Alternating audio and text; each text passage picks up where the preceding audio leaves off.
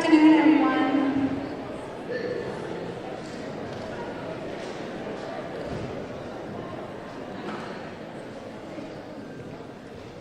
Good afternoon. I'm Brenda Earhart, the principal of Pentucket Elementary School, and I could not be happier and prouder to welcome our inaugural inductees this evening, along with their families, their friends, and so many members of the community.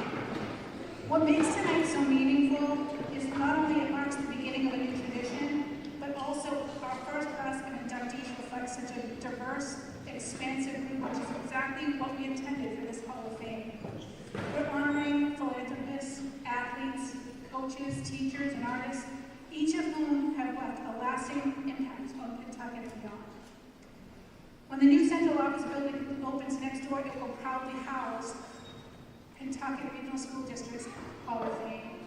Before we begin, I want to recognize just a few people who made this evening possible. Our Hall of Fame committee, who worked tirelessly to ensure this first year would be a success. Kevin Ruby and his tech crew, thanks kids.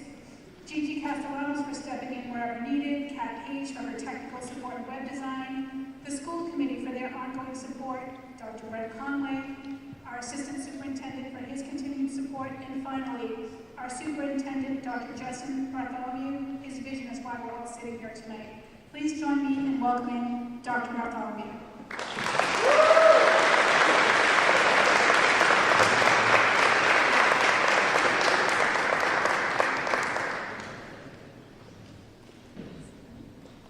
A much bigger introduction than I certainly deserve.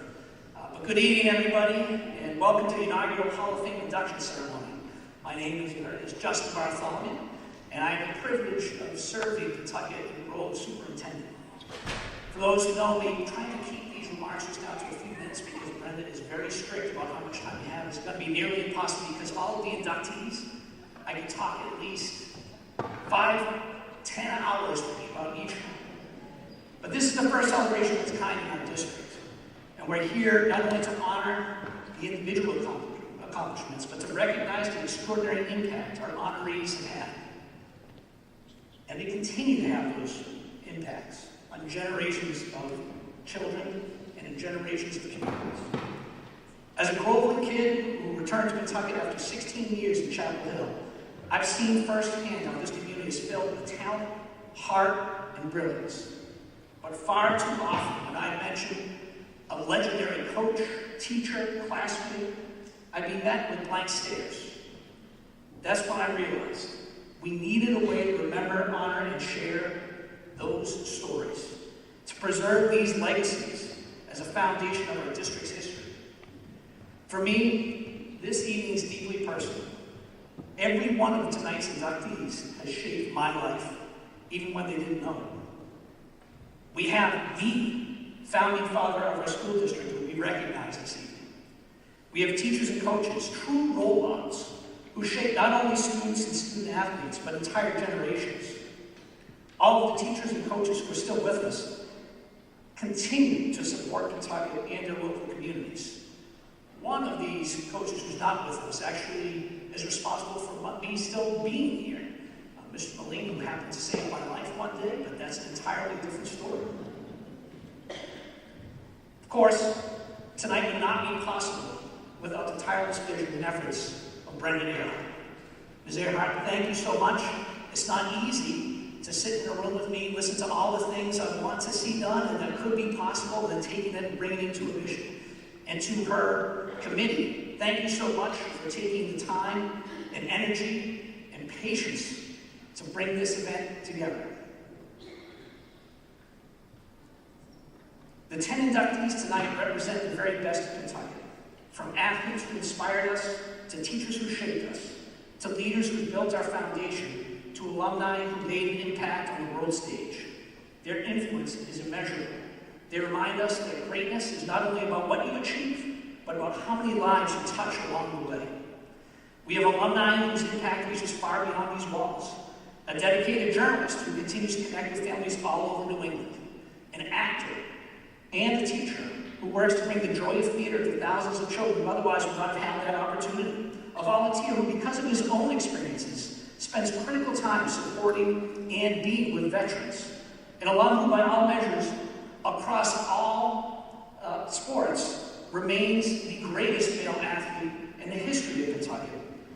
And a film producer whose stories have received both Emmy and Academy Awards, and I can't let this one go. When I talked to Carolyn earlier, in 2006, I was sitting in a classroom in Chapel Hill, in a doctoral class, with 24 other state leaders. My professor, who was a world-renowned educational leader, had us watch a documentary and then signed a 40-page paper on how it connected to leadership.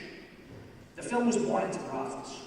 And that story remains one of the most influential stories in my own professional career. But it wasn't until 2023 when I'm sitting with Mr. Billy Martin, who most of you know as either a guidance counselor or an English teacher.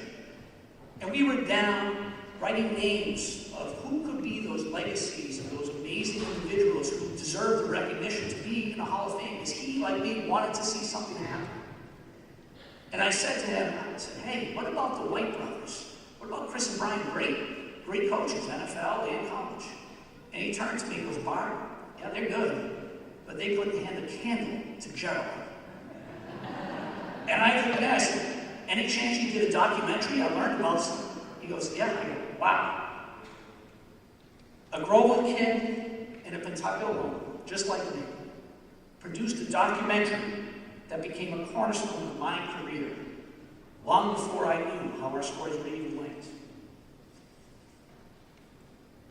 So tonight, let's not only celebrate them with words, but carry forward their example. Let's tell their stories to the next generation and let their impact live on in the choices we make and the lives that we touch. As these stories are told, we aren't just looking back at what has happened or what was. Tonight, we are setting a tradition of remembering, honoring, and inspiring. So now, it is my honor to introduce Mr. Larry O'Keefe, who will begin our first induction of this evening.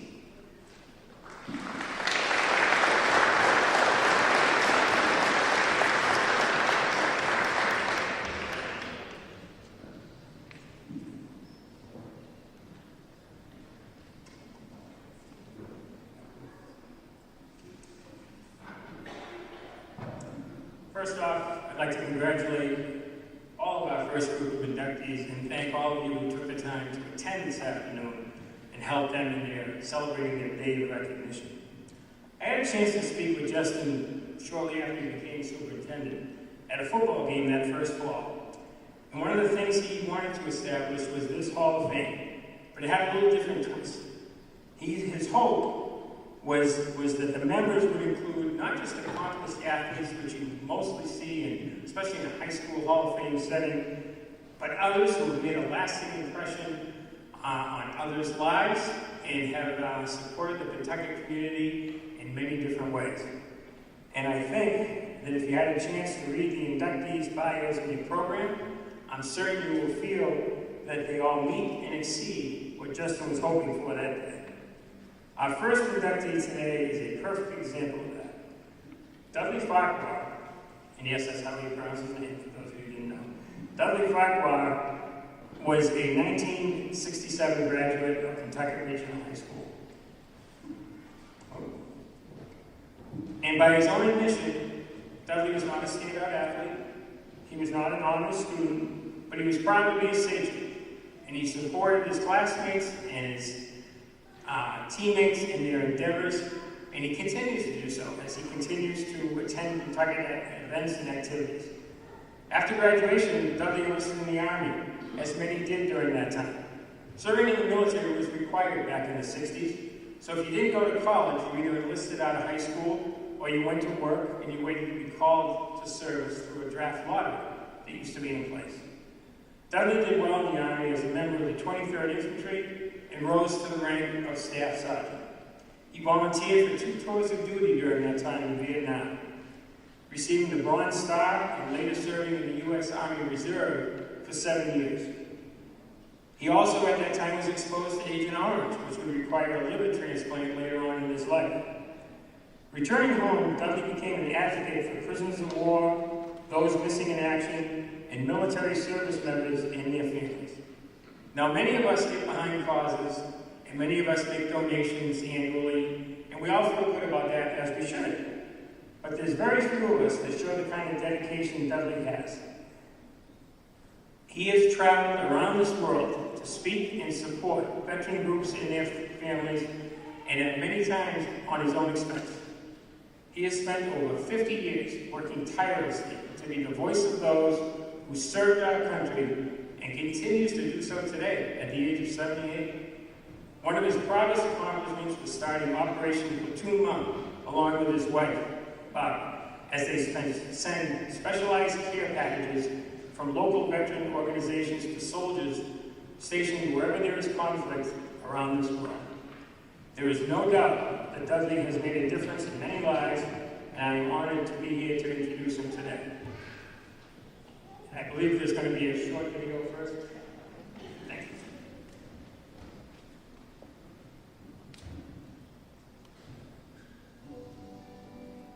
Dudley Farquhar's story begins at Pentucket, class of 1967, and stretches through a lifetime of service. After graduation, he enlisted in the United States Army, joined the 1st Infantry, and rose to Staff Sergeant. He served as a military policeman at the Presidio in San Francisco, spent a year in Germany, then volunteered for Vietnam in 1969 and 1970. His actions earned the Bronze Star. After active duty, he continued to serve for 7 more years in the Army Reserve. Service did not end when the uniform came off.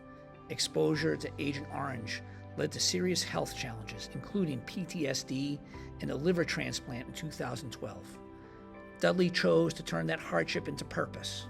For almost 50 years, he has worked to honor prisoners of war and those missing in action, while also supporting veterans, active duty personnel, and families in need. Together with his wife, Barbara, he helped create Operation Platoon Mom in 2009. The goal is simple and personal.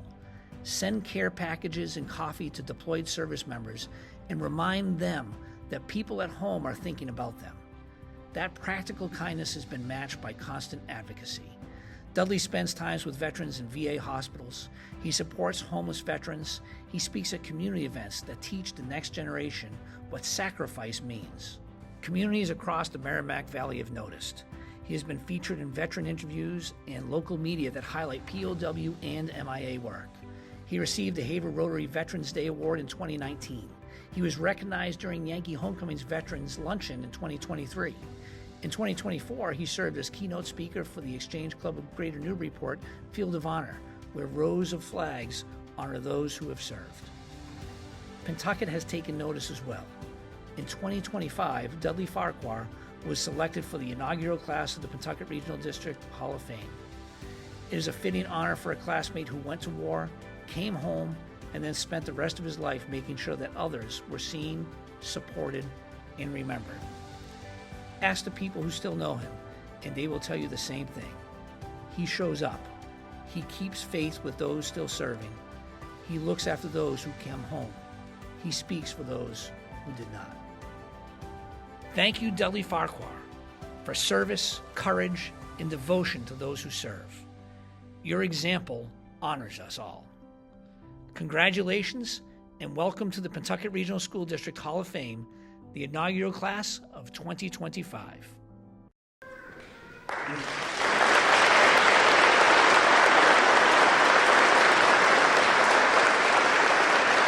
It is truly my honor to introduce you Dudley Farquhar.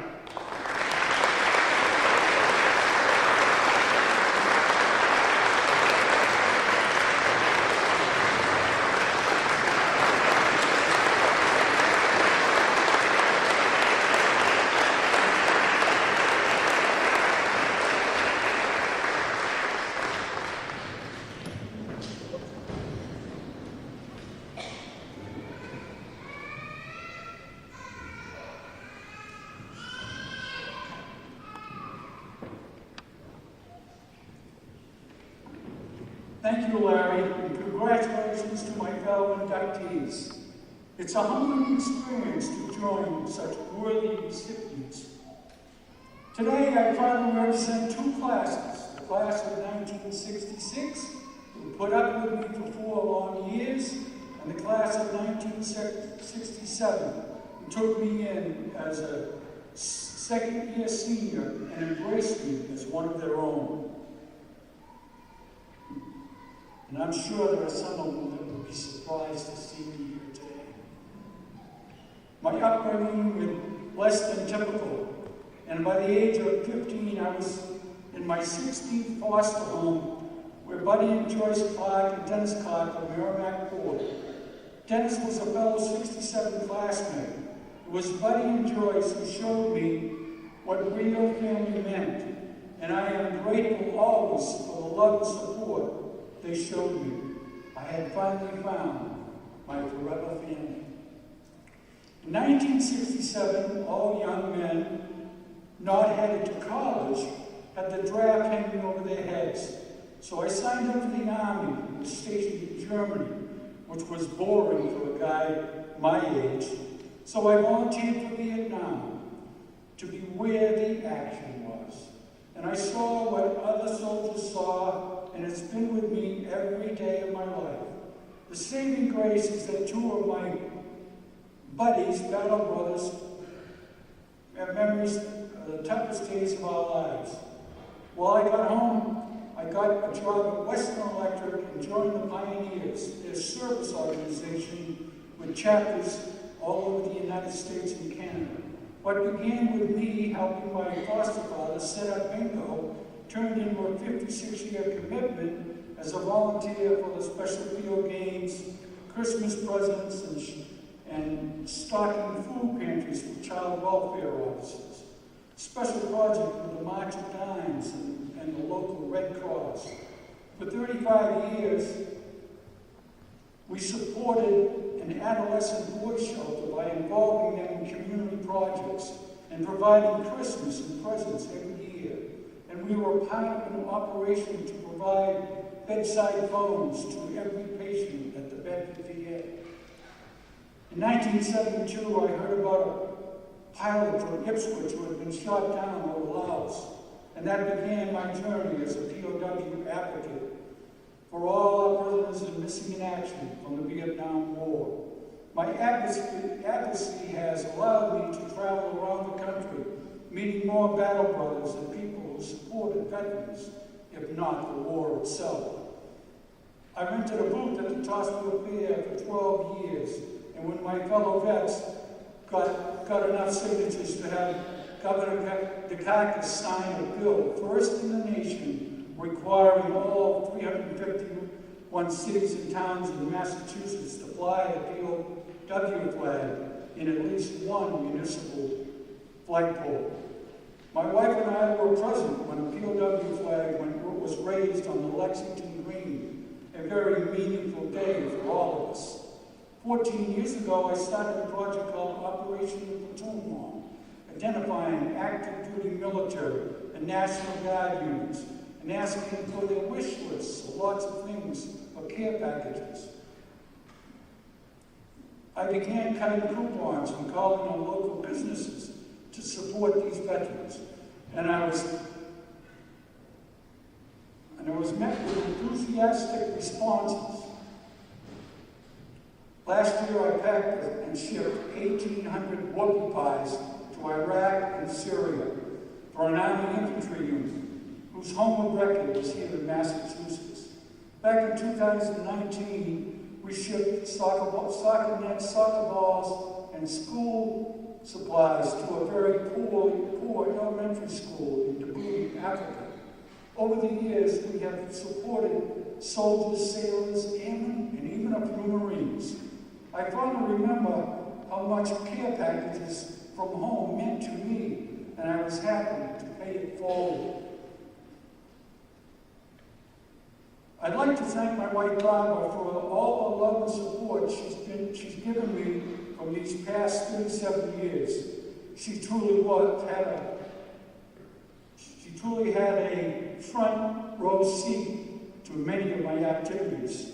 It doesn't seem possible that I have been blessed with so many wonderful people and memories to cherish. And I hope that my journey might encourage young people to volunteer for causes that are meaningful to them. What you get back is priceless. I never forgot these words from back in high school. Within these walls, the lamp of knowledge burns with flames so bright. May all your sons and daughters sing, all hail the green and white. Once a sachem, always a sachem.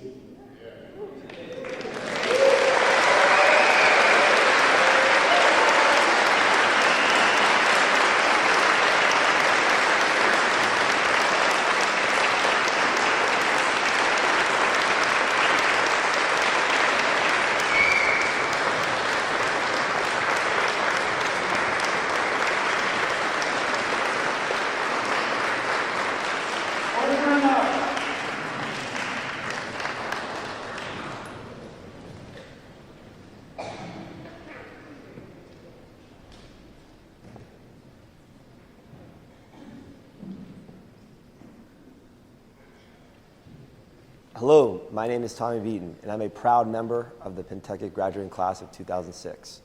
First off, I want to thank the committee for choosing my grandfather, Tom Flaherty, more widely known as Pop, to be elected into the inaugural Pentucket Hall of Fame class. When I thought about him as a coach and what makes him a Hall of Fame coach, I thought about what makes a great coach. What are things that we take pride in? And the first thing is obviously helping our athletes become better players. I thought he did a great job of this and started the program with Pentucket from scratch. He was there for 20 years and won back-to-back championship titles in 1972 and 1973. What's inspiring for me is his thirst to learn even to this day. As someone who's in their, we'll call it 80s, even to this day, he's always asking me questions, trying to learn, trying to get better. And I don't know how many people who are in the later half of their career are trying to get better in the way that he is. Most importantly, though, as a coach, I think it's us improving the lives of our athletes. Who they are as people being way more important than how many games they win. And this is where he is second to none. Hearing countless stories from former athletes throughout the years, about not just as much about him as a coach, but who he's been for them after their playing careers is inspiring for me, and it's envy that all coaches should have.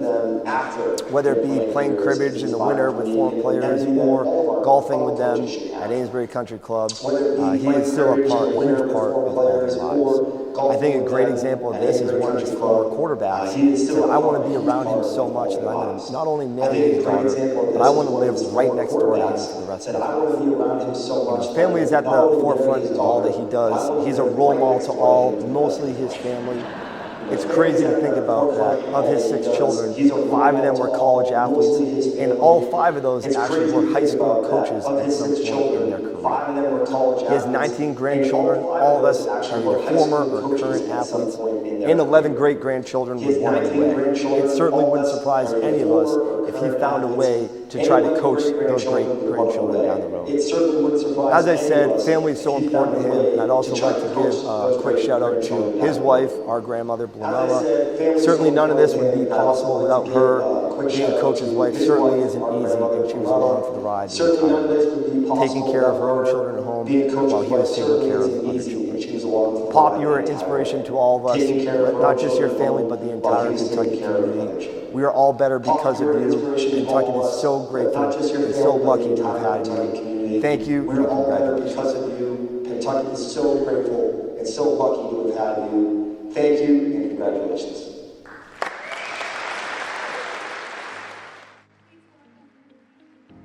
Tom Flaherty shaped the very identity of Pentucket football. From 1963 through 1981, he led the team with a calm presence and a clear standard.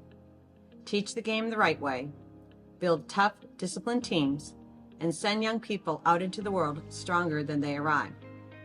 Ask any player from his era, and they'll tell you the same thing. Coach Flaherty didn't coach football. He coached character, how to live your life with purpose, and how to carry yourself always with accountability and respect. In 1982, he moved to Milton Academy, bringing with him the same philosophy and life lessons that shaped his character. There, he mentored new generations while staying deeply connected to the broader high school football community. Always a teacher and a coach, you could find him on any afternoon on the practice field, teaching footwork, at a chalkboard diagramming plays, or quietly reminding a player that effort and attention to detail matter in everything you do, not just on game day. He dedicated himself to leadership across the coaching world, serving as director of the Cape Ann League and ISL football coaches, and as president of the Massachusetts Football Coaches Association. In both public and private school football, he stood out as a true builder of opportunities, creating statewide clinics and helping to launch the private school playoff system. In 1997, he was welcomed into the Massachusetts High School Football Coaches Association Hall of Fame, honored for a career defined by consistency, leadership, and impact. And in 2002, he received national recognition, earning the Contribution to Amateur Football Award from the Eastern Massachusetts chapter of the National Football Foundation and Hall of Fame, a tribute to his lifetime of dedication to the game of football. After retiring from Milton in 2008, Tom returned to Pentucket as a volunteer assistant baseball coach and as a volunteer football coach, the latter role he maintains to this day. When Tom reflected upon his life in the game, he often spoke of the beauty of coaching kids, the joy of watching a player figure something out, and the privilege of helping a group of athletes become a true team. And that is the legacy he leaves at Pentucket and beyond. Seasons built upon tradition, lessons that endure long after graduation, and a standard of leadership that continues to guide the programs he helped to shape. Thank you, Coach Flaherty, for building the foundation and coaching with integrity. Your influence still guides Pentucket football. Congratulations and welcome to Pentucket Regional School District Hall of Fame, the inaugural class 2025. At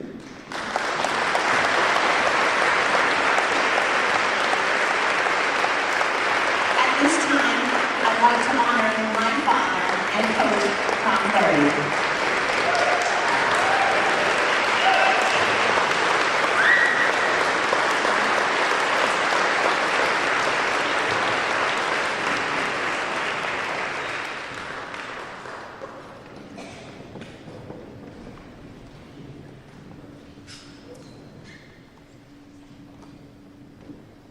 I used to have hair.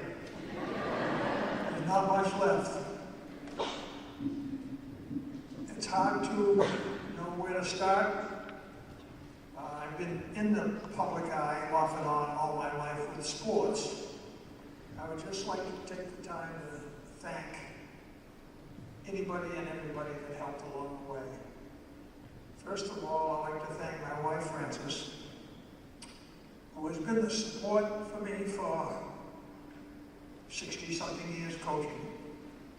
And the older and more experienced you are, you realize what your wife puts up with, supports, and it's been wonderful, absolutely wonderful. Thank you.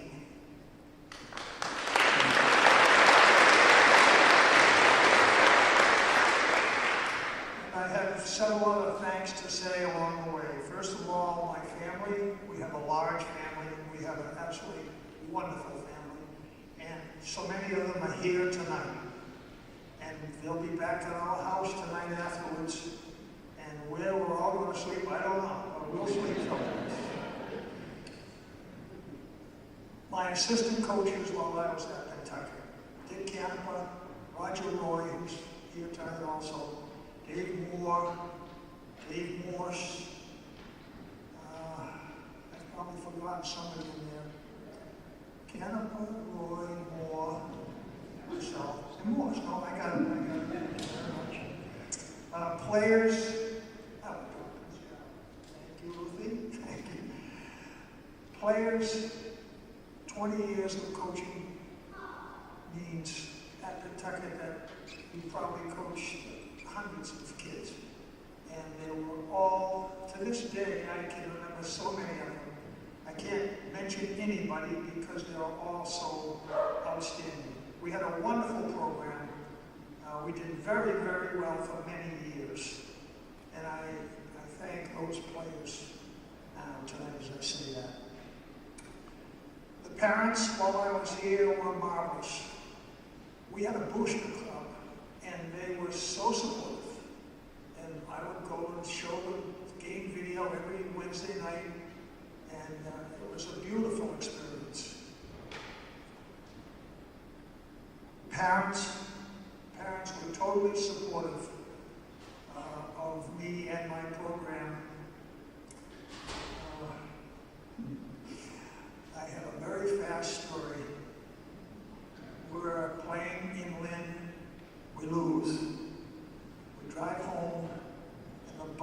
Georgetown and Georgetown.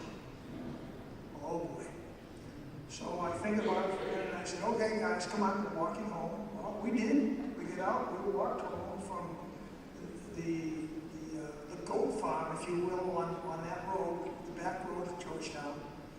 And we get near Pentucket, and the last boy is the biggest boy, Bobby Sylvia, terrific football player. And he's just in front of us, and sometimes just behind us. And as we approach the school, I see his father's truck. Bobby's father was bigger than Bobby. And I'm thinking, oh boy. They lived in Narberth. Kemp was his name. Rolled the window down and said, Bobby, if those coaches beat you at school, you're walking home. Now that was a great humorous moment, but the parental support was outstanding. And finally, I'm still trying to help the football team. We have a good team, we have a good game tonight. If you're not doing anything, come to the game. Thank you.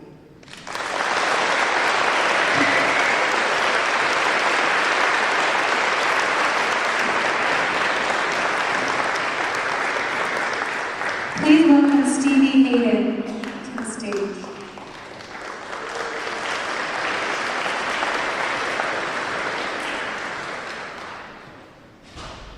Good evening, everyone.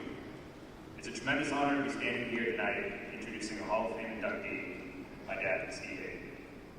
For more than 40 years, he's been a cornerstone of Pentucket High School, both as a coach and as an educator. He's dedicated 36 years to teaching, continuing on another decade after that, following retirement. And overall that time, coaching over 120 seasons across football, track, basketball, and wrestling. An extraordinary accomplishment by any measure. But what has always stood out isn't just the sheer length of his career, it's the passion he's brought to every role. He consistently went above and beyond fundraising for new gym equipment and team equipment, running the weight training program before and after school, and devoting countless hours of his own time and energy to ensure his athletes and students had every opportunity to succeed. I'm proud not only to be his son, but also one of the many student athletes that benefited from his contributions. Of course, you can look at the numbers and his achievements, the years, the wins, the awards, and if you ask him about any of it, he probably wouldn't give you a number. Although one stat he probably does remember is the number of times he set off the fire alarm during Pancake Fridays after morning workouts. But the true measure of his legacy is the lasting impact he's had on the people around him. His ability to connect with students and players, to encourage them to get better every single day, and to make the journey fun, is what truly has defined his career. Tonight we celebrate not just his accomplishments, but his dedication, his leadership, his unwavering commitment that have shaped generations in Pentucket. And on behalf of his family, his former players, his students, and the entire community, it is my great privilege to introduce to you Hall of Fame inductee, Steve Hayden.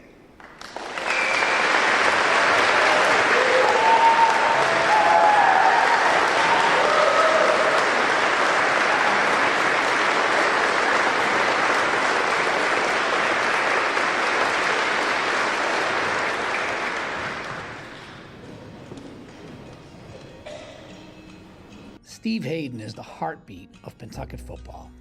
He took over the program in 1982 and led it across a legendary 43 seasons, which, by the way, was his football number playing at Pentucket. He built teams that were tough, disciplined, and joyful to watch. Along the way, his groups won 251 games against 202 losses with 2 ties, a total that places him 16th on the all-time wins list in Massachusetts high school football.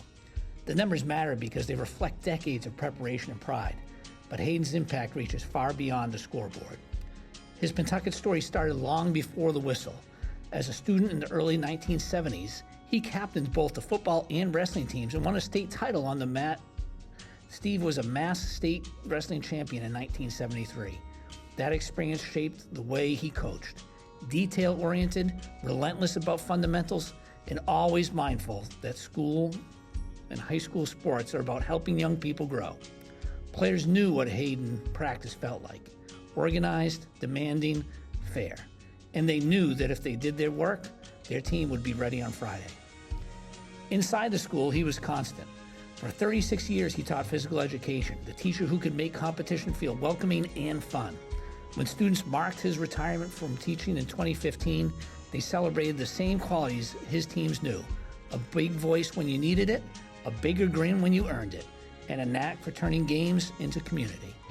The playful nickname Pickleball Player of the Year stuck because it captured his spirit: bring energy, invite everyone in, and make movement a joy. The wider coaching community saw it too. Steve Hayden is a member of the Massachusetts High School Football Coaches Association Hall of Fame, a recognition that mirrors what Pentucket already knew. His legacy is the culture he built: athletes who compete the right way, classmates who feel included, and alumni who still carry his lessons into their own huddles, workplaces, and families. For generations at Pentucket, Coach Hayden means standards you can trust and a program you're proud to wear across your chest. Thank you, Coach Hayden, for a lifetime of coaching excellence and care. Your standard continues to shape Pentucket. Congratulations and welcome to the Pentucket Regional School District Hall of Fame Inaugural Class of 2025.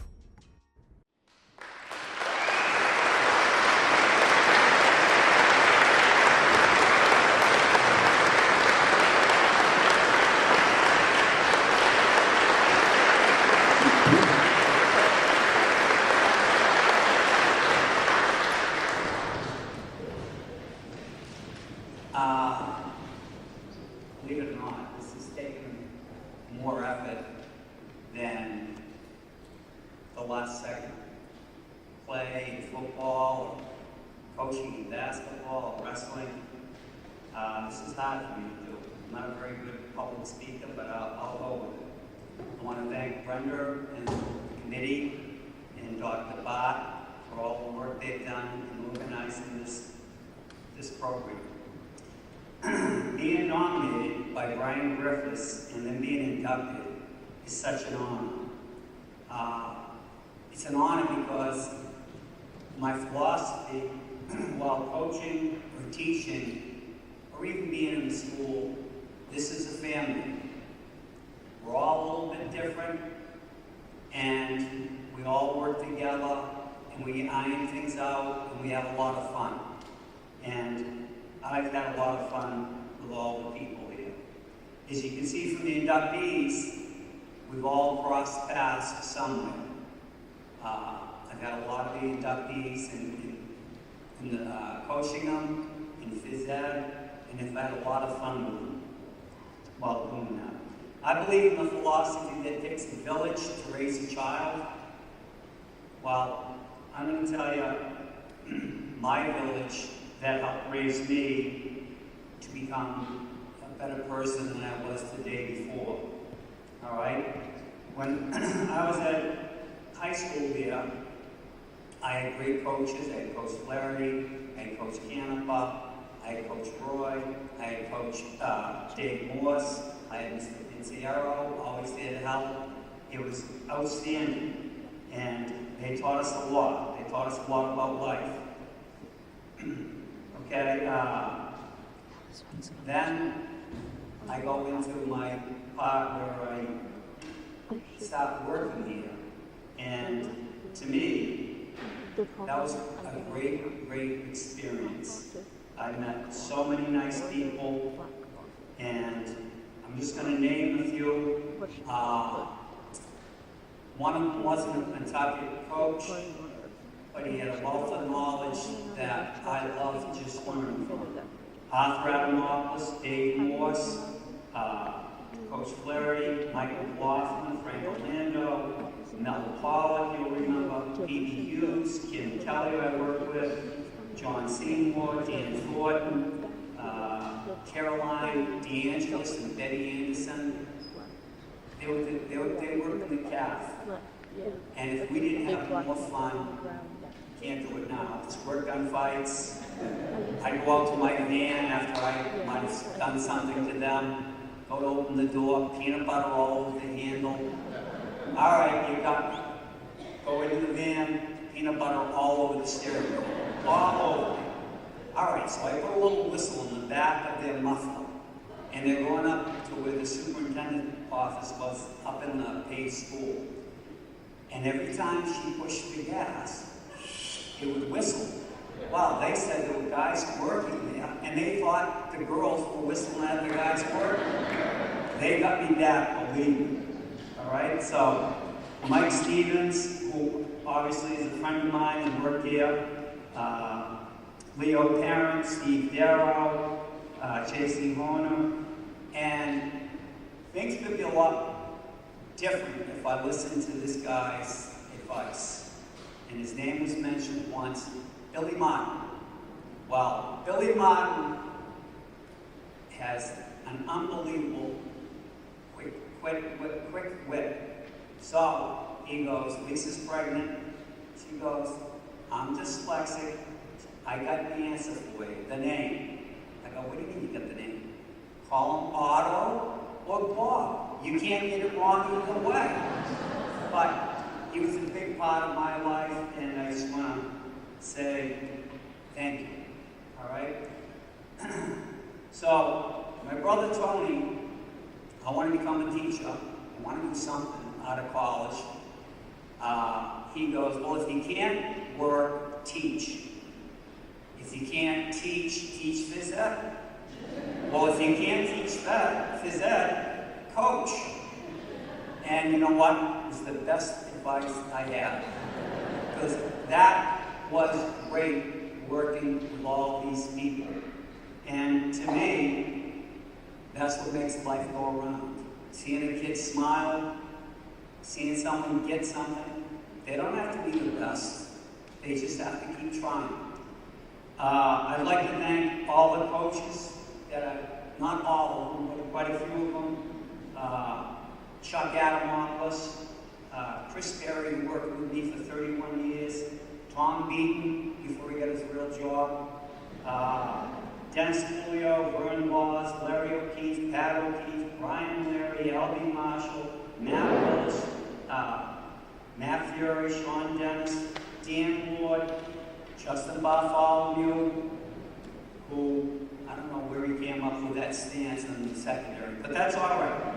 And Tommy L'Italian, Mike Went, that's just a few of them. And now I'm working, the pleasure of working with the new head coach, my nephew, Dan Larry, Matt Lovett, Josh Lesnowski, Travis Bouncy, and Ben Healy. So that's a real good thing for me to be able to do that. The most important thing, and I probably drove my wife crazy, because I'd come home and I'd have Pentucket stories. And there's a lot of them I can't say. Feeding Billy Martin cat food. All right, maybe that wasn't the best, but he deserved it. But the kids that I've coached and the students that I've taught, I can't tell you how much fun I've had with them. And I can't name all the kids, and I can see some of them up there, and some of them getting inducted. It makes you happy. It makes you proud of what they turn into and how well they do. I had one other thing I was going to tell you, how much the kids affect you. And I'm not saying they were good or bad athletes, but we're sitting out in track, cold spring day, and they're asking me questions about my family. Well, I started telling them, I go, my father had a third grade education. My mother was a doctor. She goes, oh, really? I go, yeah. I go, a lot of my other siblings work for the state. My other brothers have taught. And of course, they get that look in their eye, and they look at me, and they go, well, what happened to you? So I came up with it pretty quick. I said, I had to give him half of my brain so he could become a doctor. And then Chuck went, and then Michaela Tillman comes up to me and goes, Coach, can I ask you a question? I went, sure, Michaela. She goes, are you sure it was only half? I said, oh, boy. But seeing the smile on the face, I gave her a high five. It's what it's all about. Compete, have fun, make friends, be good. And with that, thank you very much. It's quite an honor.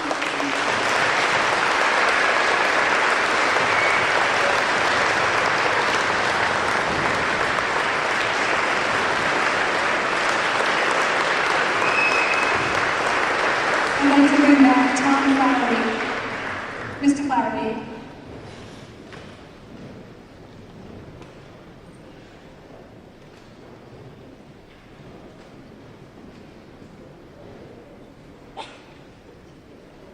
It is my pleasure, after asking specifically Jimmy, the younger brother, if he wanted to say anything tonight. This is weeks ago, and he said no. He probably does. It's my pleasure to introduce the name of John Jacobic, who was our school district's first superintendent. He was known as Jake, born and grew up in Western Mass, Hadley particularly, a great Polish area, by the way, farmers. Went to school in Hadley.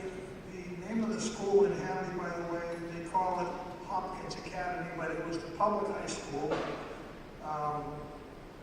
And he did well in school. He went to UMass, majored in history, went to BU with his master's degree, went to UConn for his doctorate degree, and for those of us that knew Jake, as we would call him, we knew this one quality that he had. He was very strong and sometimes very stubborn, and he finished his doctorate degree and he wrote his thesis, and the advisors wanted some changes made to the thesis, and he said no, sorry.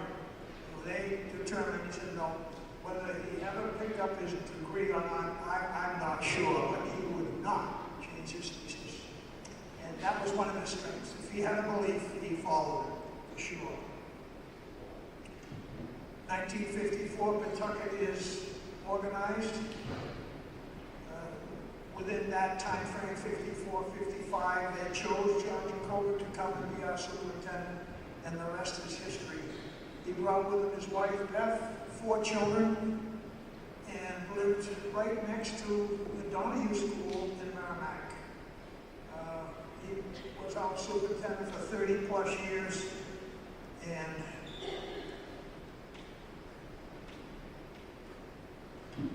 his qualities were very, very outstanding.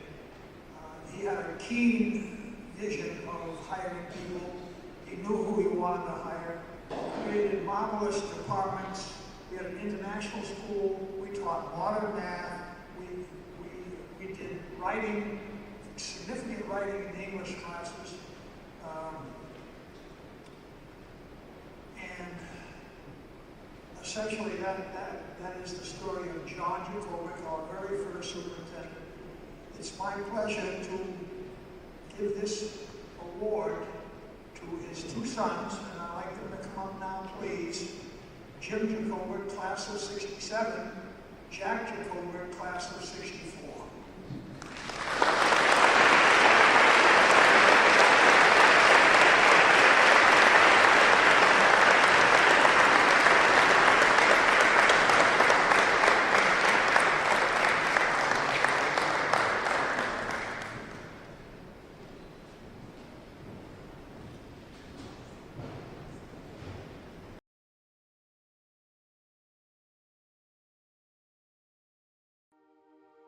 When the Pentucket Regional School District was new, John C. Jacobic helped define what it would become.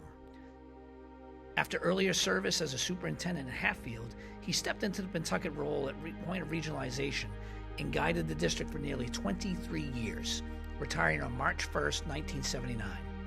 His office in West Newbury became the place where daily decisions met long-range planning and where 3 towns learned how to work as one school system. The results are visible in the buildings themselves. Under his leadership, the senior high school opened in 1958. He oversaw construction of the Bagnell School in Groveland, Merrimack's Red Oak School, and the Pentucket Regional Junior High School. He supported expansions of the Bagnell and Evelyn M. Shanahan schools in Groveland, the Helen R. Donahue School in Merrimack, and the Central School in West Newbury. He also led the remodeling of Cardinal Cushing Academy into the Dr. John C. Page Elementary School in West Newbury. Each project answered a real need and tied the communities together through shared classrooms. Jacobic believed strong schools deserve strong support. He consistently pressed to increase the share of local tax dollars devoted to education. His work was recognized beyond the district as well. During the 1971-72 school year, he was chosen to tour the Soviet Union representing the United States in bringing back ideas and perspectives during a pivotal moment in world affairs. Much of his leadership happened out of the spotlight, crafting policy, hiring strong faculties, coordinating transportation and schedules, and listening to families and staff. By the time he retired, Pentucket had structure and stability to serve generations. As the 1979 yearbook put it, "Thank you, Mr. Jacobic. Your steady stewardship made better education possible." Thank you, John C. Jacobic, for vision, stewardship, and a district built to last. Your leadership still serves our students. Congratulations and welcome to the Pentucket Regional School District Hall of Fame, the inaugural class of 2025.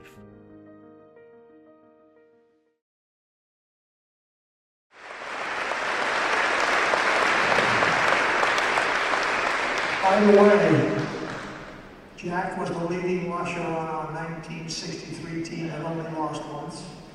And Jimmy was the quarterback on 1966 team that only lost once.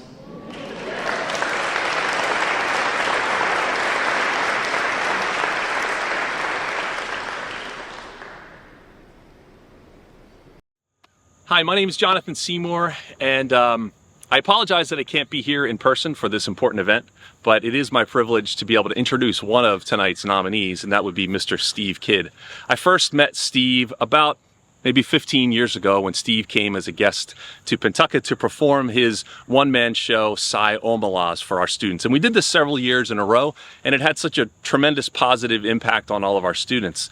Steve, when he was in high school, was one of those triple threat kind of guys. He was a really good student, a really good student athlete, and was also an actor and was very impressive on stage. Steve worked for many years after going to Providence and Brown University at the Camp Amerikids, and that was sort of the origin for the performance that he gave at Pentucket, the Cy Omalas. I wish you could all sort of see Steve in that setting, because you can just see how impressive he is. And when we started to think about like who we wanted to be a part of this Hall of Fame, I think Steve embodies so many things that we would just want Pentucket alums, Pentucket students to become.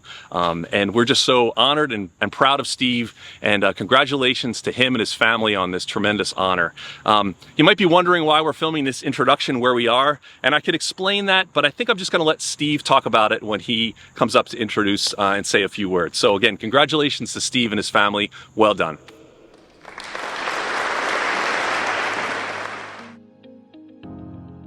Steve, or P.H. Kidd, is a Pentucket story that kept growing.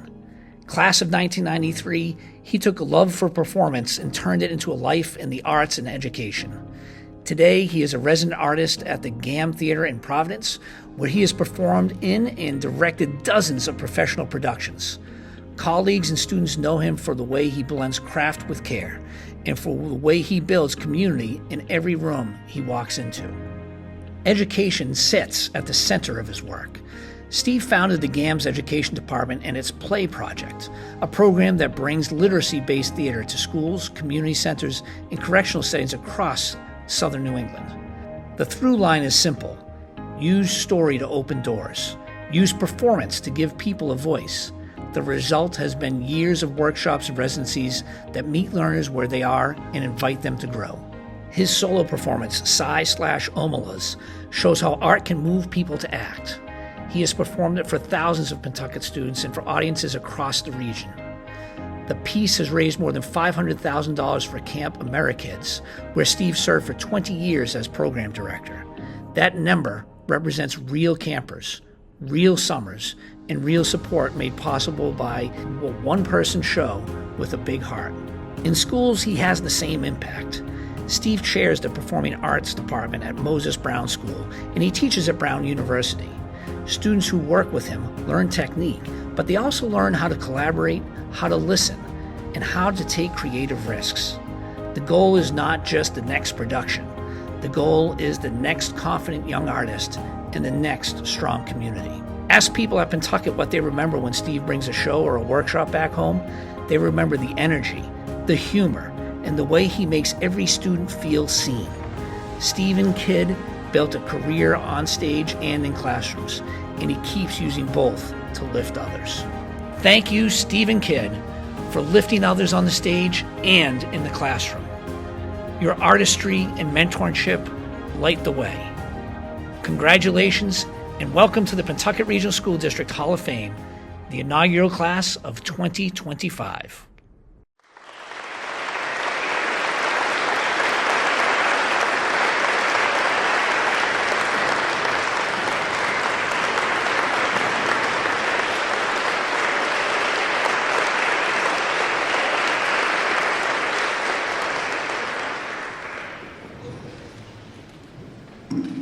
I wanted to thank Jonathan Seymour, who was at Burnham Little League baseball field in West Newbury, which is a setting in my solo show. The fact that he remembered that and went there to film that is really pretty moving. I think it's fitting that my very first experience on a Pentucket team was as a water boy for Coach Hayden's 1984 varsity football squad. I was 10 years old, absolute awe that I got to ride the bus to away games, run into the huddles during timeouts, completely surrounded by these gigantic heroes. Chief among them, my brother Jeff, number 54, and on the sidelines, my sister Kristen, and my soon-to-be sister-in-law, Diana. Now, 40 years later, I feel a similar amount of awe and humility standing along with these fellow inductees, once again surrounded by gigantic heroes. When I'm honored to be counted among you, I keep thinking Dr. Bart's going to tap me on the shoulder and say, I'm really sorry, but we just inducted one too many Steves. Thanks to this entire committee and the Pentucket administration, thank you to the class of 1993, to my incredible wife Jess, my sons James and Scotty, my brother Jeff, sister Kristen, and their partners Diana and David, the greatest role models a younger brother could ever wish for. You and your kids, and now your kids' kids, are incredible and such beautiful people. I'm so lucky to have you in my life. Nancy and Jim Kidd, my mom and dad, you have made an art form of showing up for your kids, for your grandkids, and now your great-grandkids. On behalf of all 17 of us, thank you for your Hall of Fame parenting career. I am here today. I am who I am today because of my public school education in Pentucket. And this education is built on the foundation laid by Superintendent Jakovic. And it was great to speak with Jim and Jack earlier and learn that just 10 years after he started, there were 41 co-curricular, 41 after-school programs to enhance the education, and I'm absolutely a direct descendant of that. Here, from kindergarten until 12th grade, I was given the chance every year to join a group of other kids and make a play. Teachers, Ruth Bosquet, Patty Marsh, volunteered their time after school staging plays in cafetoriums and lip-sync contests in the church basements. They treated art making as vital, as important as any sports or any academic subject. In middle school, I was lucky to spend a little time with Mr. Roger Roy, fellow inductee, Monsieur Bois, as we called him. He empowered us to dance our way, danser, through French class, teaching us that learning lives in the body as much as in the mind. Down the hall, Mr. Steve Moline would welcome my friends and I to science class with this familiar, hello, gentlemen, and I use that term loosely, affirming we were neither gentle nor men, but hinting that one day we might grow into both. I have to check Dr. Bart's story because Mr. Moline also saved my life by dislodging a hot ball in 8th grade science class. Gotta compare stories.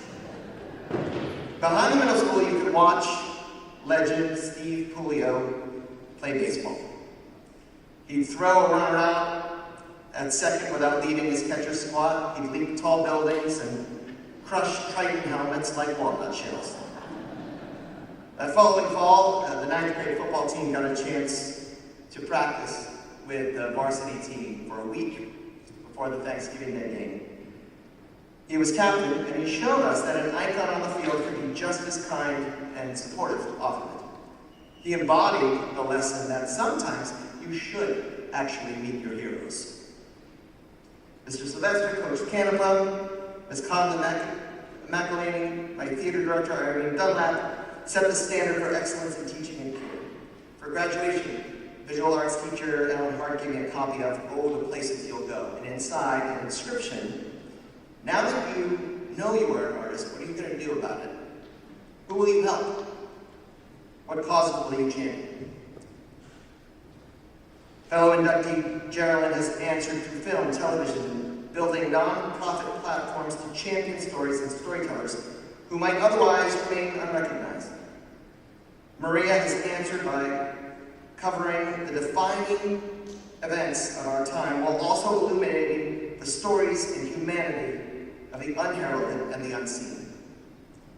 Dudley has answered to a lifetime of service and advocacy, honoring the fallen, supporting veterans, and building communities of care.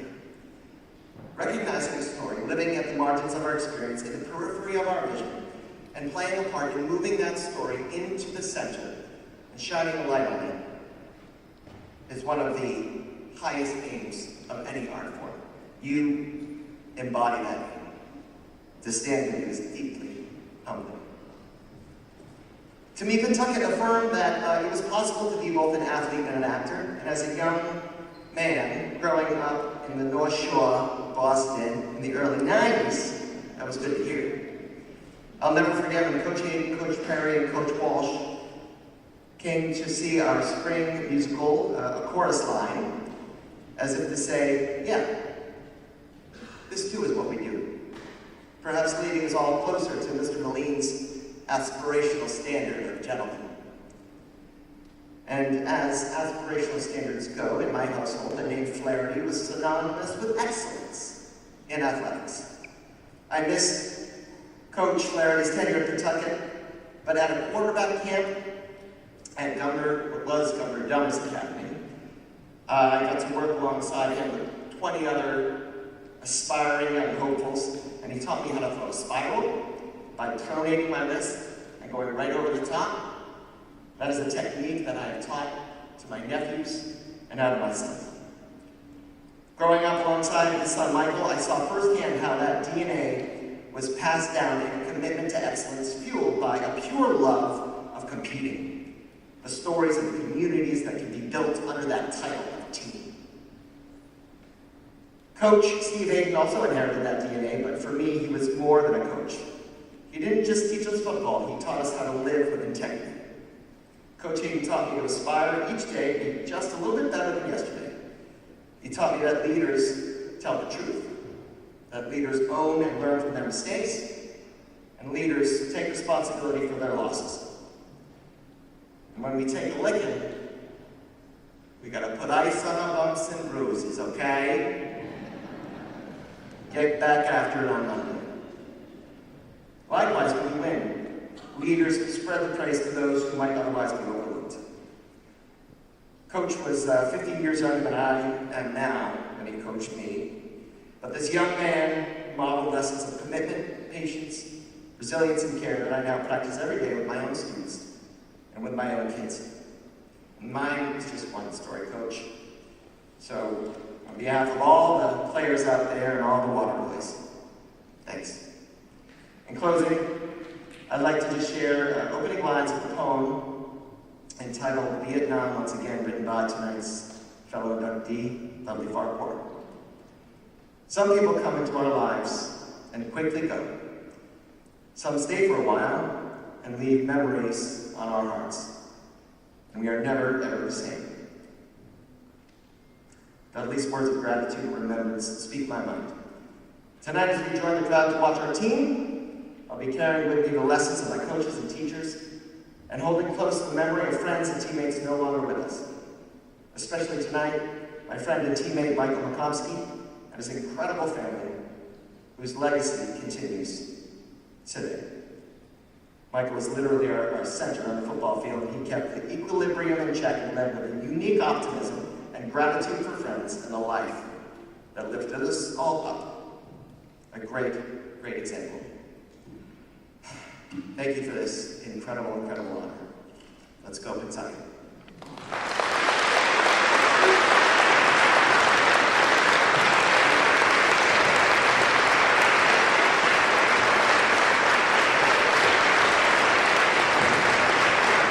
Please welcome Caitlin Guilfoyle to introduce our next nominee.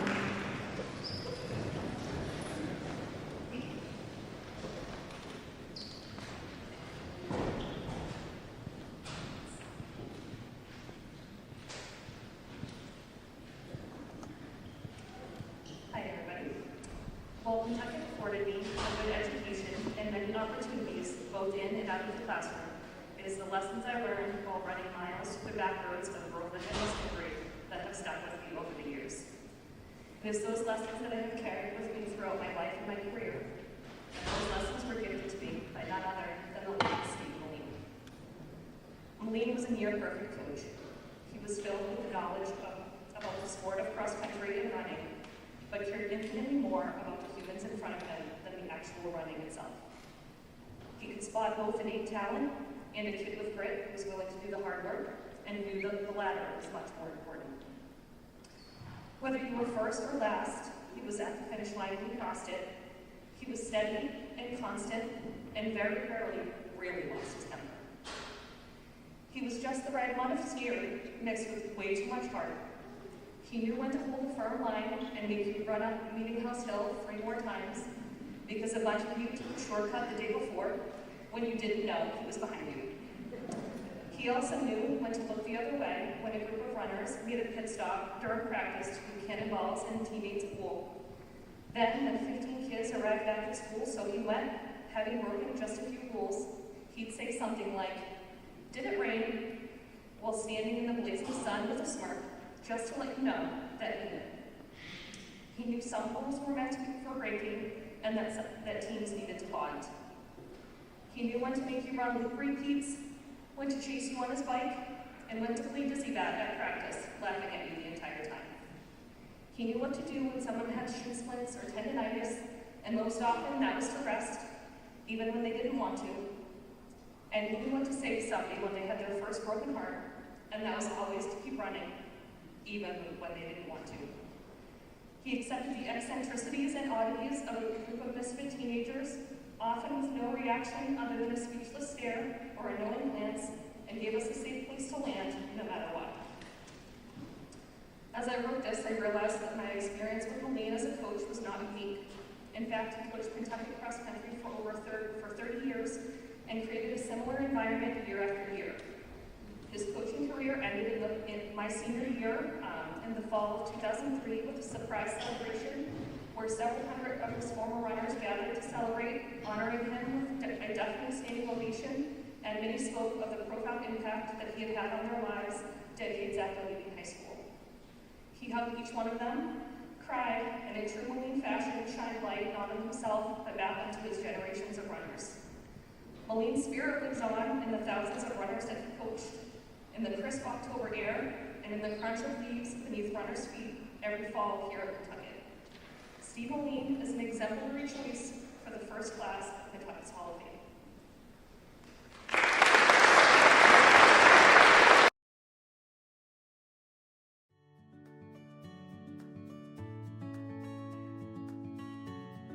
At Pentucket, the name Steve Moline means steadiness, care, and competitive excellence. For 35 years, he taught science across the junior high, middle school, and high school.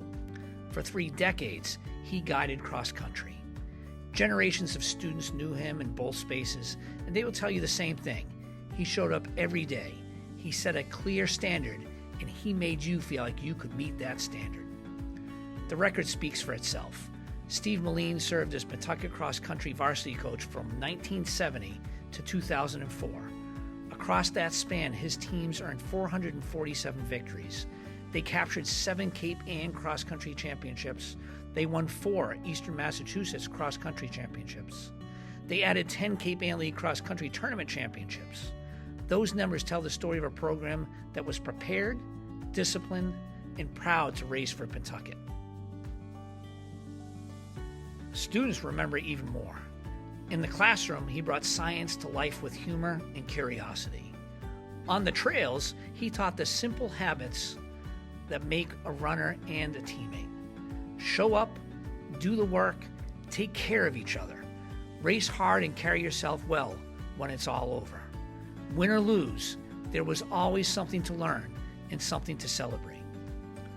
When Steve retired in 2004, he left behind more than a list of championships. He left a model for how to build young people through daily practice and patient coaching.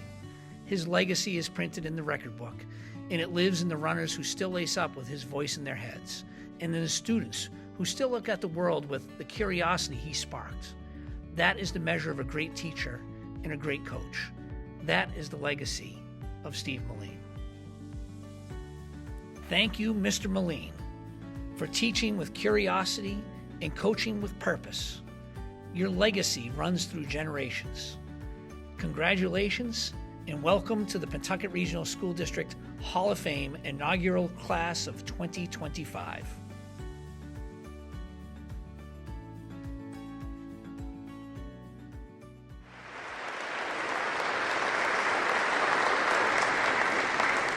It is my absolute honor to introduce Mr. Moline's wife, Kate, who will be accepting the plaque on his behalf.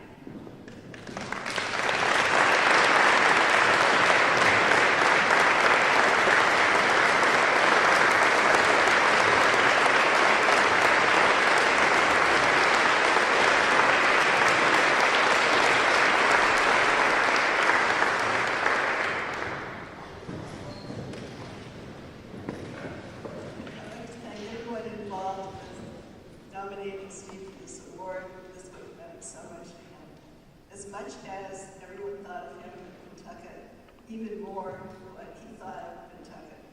He was the only child from the outside of Boston who came up here and found a big family. From Coach Flaherty and Dick Caniper, who were among the first to take him under their wing, to all the many, many teachers that he became close to. When people would ask us what he taught, or ask him when we were traveling what he taught, he always said, I taught kids. And I will say, Steve, you're mentioning your father in the fire department. Steve, did you get a plaque from the West Newbury Fire Department saying you were Man of the Year?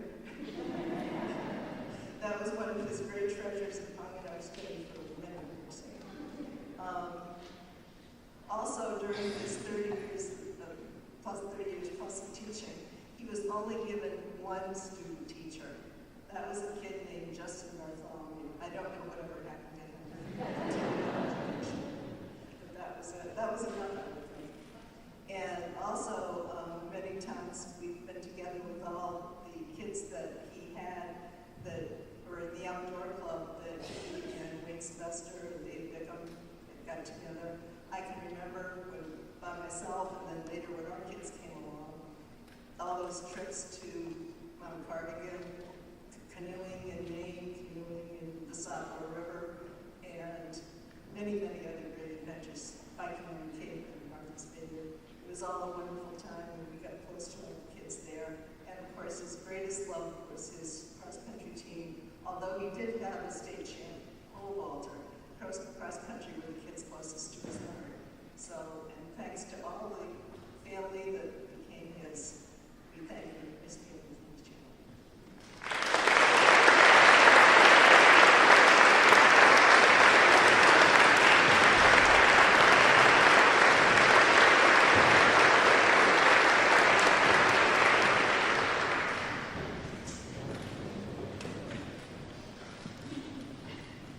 Over the course of close to 60 years that the school has been around, it's a given that there have been many outstanding athletes, male and female, that have competed for our school.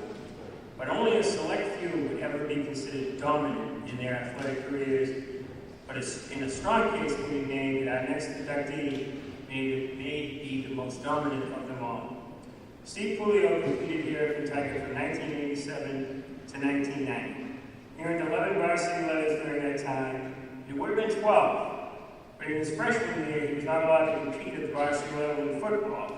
As most of you recall, freshmen at that time were housed in the junior high schools. They had their own freshman football program, and they had a separate headmaster. So it would have required a waiver from the MIAA. There's little doubt that he would have earned that letter as well, as both head coach Steve Hayden and longtime Pentucket assistant Chris Perry went on to say that he could have played varsity as an 8th grader. He was that good. I encourage you to take a look at the statistics that are noted in his Hall of Fame bio, and that's only a few that deserve recognition. In football, he was a 2-time Newport Daily News and Cape Ann League Player of the Year, was the first Pentucket running back to gain 1,000 yards in a single season, and ended his career with over 3,000 yards rushing, averaging over 6 yards a carry. And defensively, from his linebacker position, he amassed over 300 tackles. It's hard to believe that his numbers in baseball were even more amazing. High school career batting average was .429, including a jaw-dropping .528 his junior year. He slacked off a little bit his senior year, though, and only hit .460. Cape Ann League Player of the Year, 1989 and 1990. Boston Globe Player of the Year, 1989 and 1990. Gatorade Circle of Champions Massachusetts Baseball Player of the Year in 1990, and recognized as one of the top 8 high school baseball players in the country. He took his baseball talents to the University of Maine, where he was a 2-year captain. At that time, he was the only 2-year captain at Maine. At the time, Maine was the powerhouse collegiate baseball program in New England and was well respected nationally. He also played 2 seasons in the prestigious Cape Cod Baseball Summer League and was a starting all-star catcher in the 1993 Cape Ann League All-Star game. Cape League All-Star game. I had a chance to see the program from that game. There were a few players that Steve played with and against during that game that might ring a bell. Jason Veritek, Nomar Garcia-Parra, and current Yankee manager Aaron Boone were all selected to play in that game. An interesting note was at the time of that game, Steve had a higher batting average than any of them, and he finished that season hitting 6th in the league with a .329 average. I've had the pleasure of knowing Steve for a long time, and something that is not noted in the program is how humble he always has been regarding his accomplishments, both then and now. Speak to any of his coaches or teammates, and you hear the same thing. He would always put the team first and do whatever was asked of him to help the team be better. I'd like to introduce at this time, Stephen Puglio. Another video.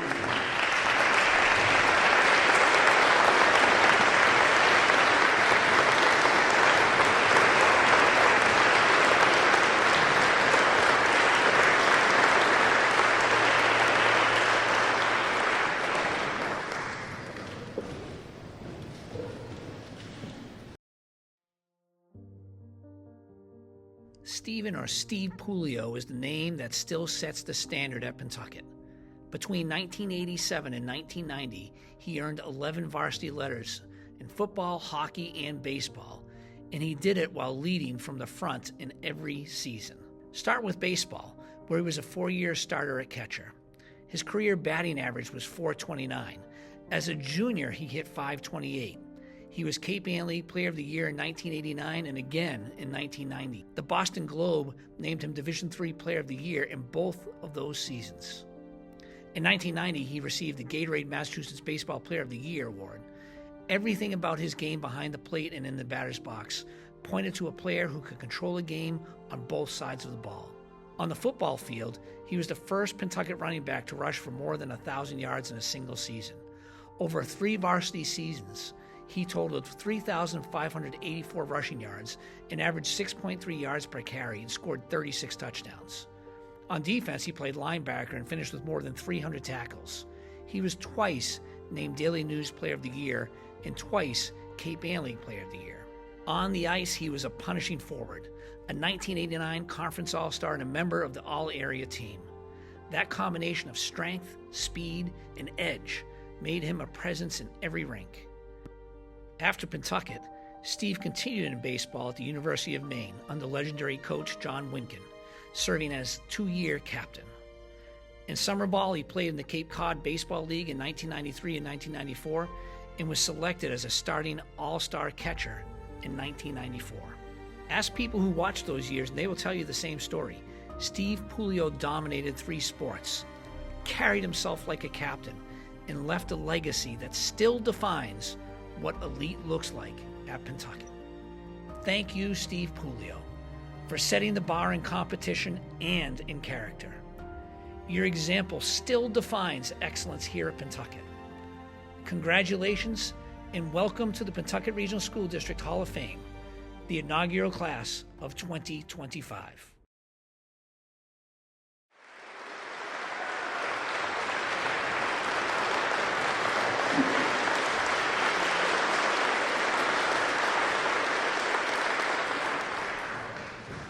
Thank you for all those kind words, Larry. I've known Larry for a very long time. I worked with him on the blog and got to know him about 40 years ago. Larry never had anything but a smile on his face. And I thank you for the support all these years. Thank you, Larry. I also want to thank the committee. The reason I was so driven here in Pentucket was the community itself. I wanted to have Pentucket leave a winner after every game. And that's really all it was. And I want to thank the committee for bringing the community back. Because once you left Pentucket, you really didn't have a reason to come back. There was really no, like, community after you graduated. And this is a great start to it. So I want to thank the committee and Dr. B and Brenda for all your work to bring us all here today. So thank you very much for that.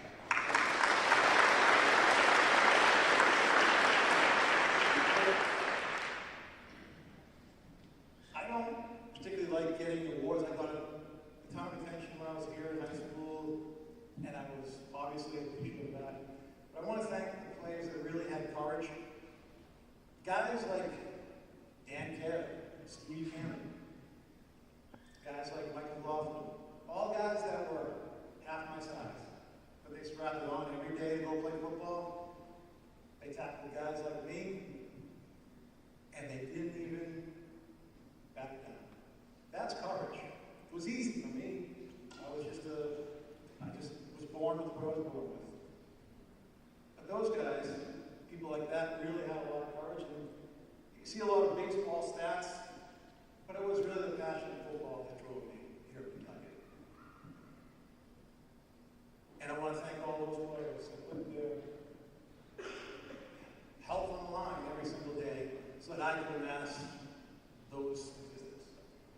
So, to Tim Kenny. Tim Kenny was one of the greatest linemen that ever came. I didn't see them all, of course, but that kid put it on the line. And the things that we talk about in a huddle, things that we talk about on a bus, things that we talk about after the game, you just knew the kid was going to be part of my life forever, and he is. Mike McCoy. Didn't really say my name back then, without saying Mike McCoy. I wouldn't have been the player I was without Mike McCoy. Just would not have happened. That gentleman was not a gentleman on the field by any means, at all. And what he would do is line up right in front of me at times and run as fast as he could into the guy that was supposed to tackle me. No regard for his own body or anything. And one day he was, fired off the field, only to come back the next week. Just couldn't keep him home. So Mike McCoy, who's here tonight, thank you for everything. Perhaps someday you'll be up here if you certainly deserve based on what you do. So I remember Mike O'Neill. I feel bad for Mike, because Mike McCoy and I ran the ball constantly. And Mike O'Neill had a tremendous arm on him. He could have done some wonderful things. So, people do not necessarily get to live the life that they want to live when I had my success. And I've always said to Mike, I've always apologized to him, Mike, you're a heck of a quarterback. You step back,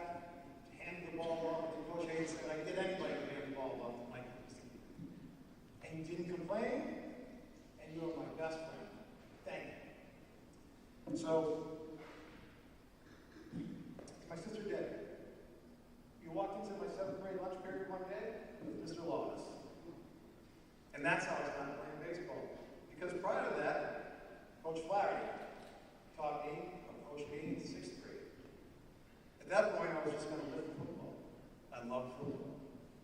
But Coach Flaherty pulled my father aside after and said, he's a good baseball player. You should stay in it. And he brought more of a seriousness to me.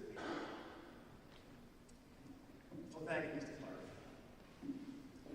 I'm intertwined with so many people here. But obviously, Coach Murray, he was my first baseball coach. He brought a football mentality to baseball, along with Brent Loves. And that's allowed me to really feel the passion for baseball. Coach Roy. I was walking over to the junior high as a junior or senior to go to your French class, and we'd always have our conversations. Just such a knowledgeable person. Thank you for taking over after Coach Murray left. That dip in the senior year was not your fault whatsoever. You were a tremendous knowledge. That's when I really picked up. Of course, Coach Flaherty did have all that technical stuff too, but Mr. Roy absolutely loved baseball and loved to teach it to kids. And he taught it to me, and thank you for that. You made me a better player, absolutely. You gave me knowledge, thank you. To Coach Hayden, even though it's what he gave me a starting position, he gave me tons of tutelage on the football field, but really what he gave me was the appreciation of a small, young child love of his father. Wrestling was where I really started out. My father was a wrestling coach. In fact, he's up on the wall before I was. And he didn't even coach here. He was his first job was at Massachusetts for how many years, and then retired and became a teacher and coach here. But Coach Hayden, a young guy at that time, always said to me, how's your father doing? Wow, he's such a good coach. And he just always said that. So it gave a young kid the ability to look at his dad and listen to him.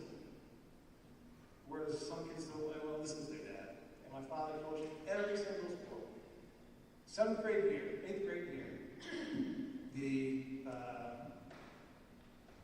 coach of 8th grade football quits. My parents were down in Disneyland.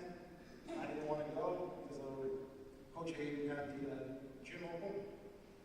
And it was devastating. So I called my father and said, you have to coach football. You have to do it. He said, all right. So he drives home early from Florida and steps in, only to find out I moved up to the freshman that year and coached a bunch of kids they didn't even know. And that's the type of person my father is. So to Coach Hayden, has done more than I could possibly say for me. He's not a coach to me. He's more of a big brother that I met when I was about 5 or 6 years old inside the wrestling mat. So thank you, Coach Hayden, for everything. So my uncle Bob was here today, who, by his account, really got me motivated. He set the record freshman year, I guess, for point scorer. And I was extremely close with him during that time, and he really inspired me to move forward.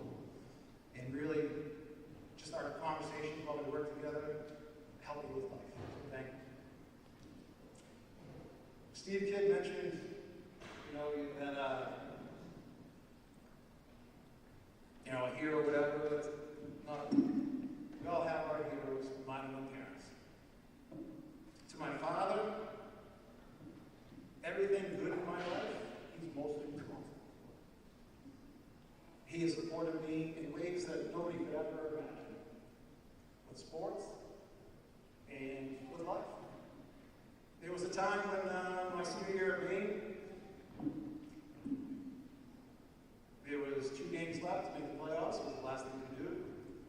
And everybody thinks my father's a real tough guy, right? Well, I struck out to lose the game, which I thought might be the end of my career and also the end of our season. And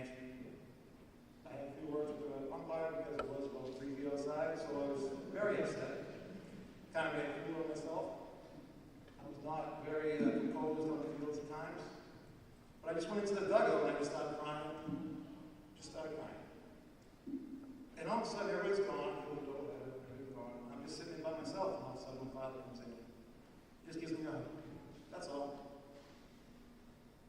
He never pushed me towards anything. In fact, he was a wrestling coach, and I was a decent wrestler. I used to remember watching Pat Larry wrestle. Wow, those are some of the most impressive matches ever. They really were. With me today, it gave me that sense of competition, that sense of doing it for people, doing it for a team. The whole crowd was going crazy. It was really a special time. And Coach Hayes was there too, I guess. So I've known him for so long, and all these things have really been in my heart forever since that. So thank you to everybody. But I said my father was responsible for most of the good things in my life. But my mother is responsible for everything. Not only because she had me. But my father and I are very passionate about sports. And we're passionate about each other, competing against each other, or coaching and playing for your dad. And you also have people in the stands that are, you're not that good. He's not that good. So my mother had to sit there in the stands and listen to that stuff. She had to be there and support my father because he does have a strong personality and he tried to affect lives. And when you do that, you gotta make some waves. And my mother has stood by him every morning through all that. And by standing by him, he stood by me, and without her, none of that would have been possible. And my mother's been to countless, probably 200 banquets or whatever. So, this is for my mother. And you hear a lot of people say that in sports. You hear a lot of people say that. But the reason is for my mother, because I would not be here without her. She did everything to get me here. Thank you, Mom. And to my kids, thank you for taking away just a brief time of my memories. Your memories are more important to me. I enjoyed watching you play, and going back to my father, I hope I wasn't too hard on you. My father never said a word to me.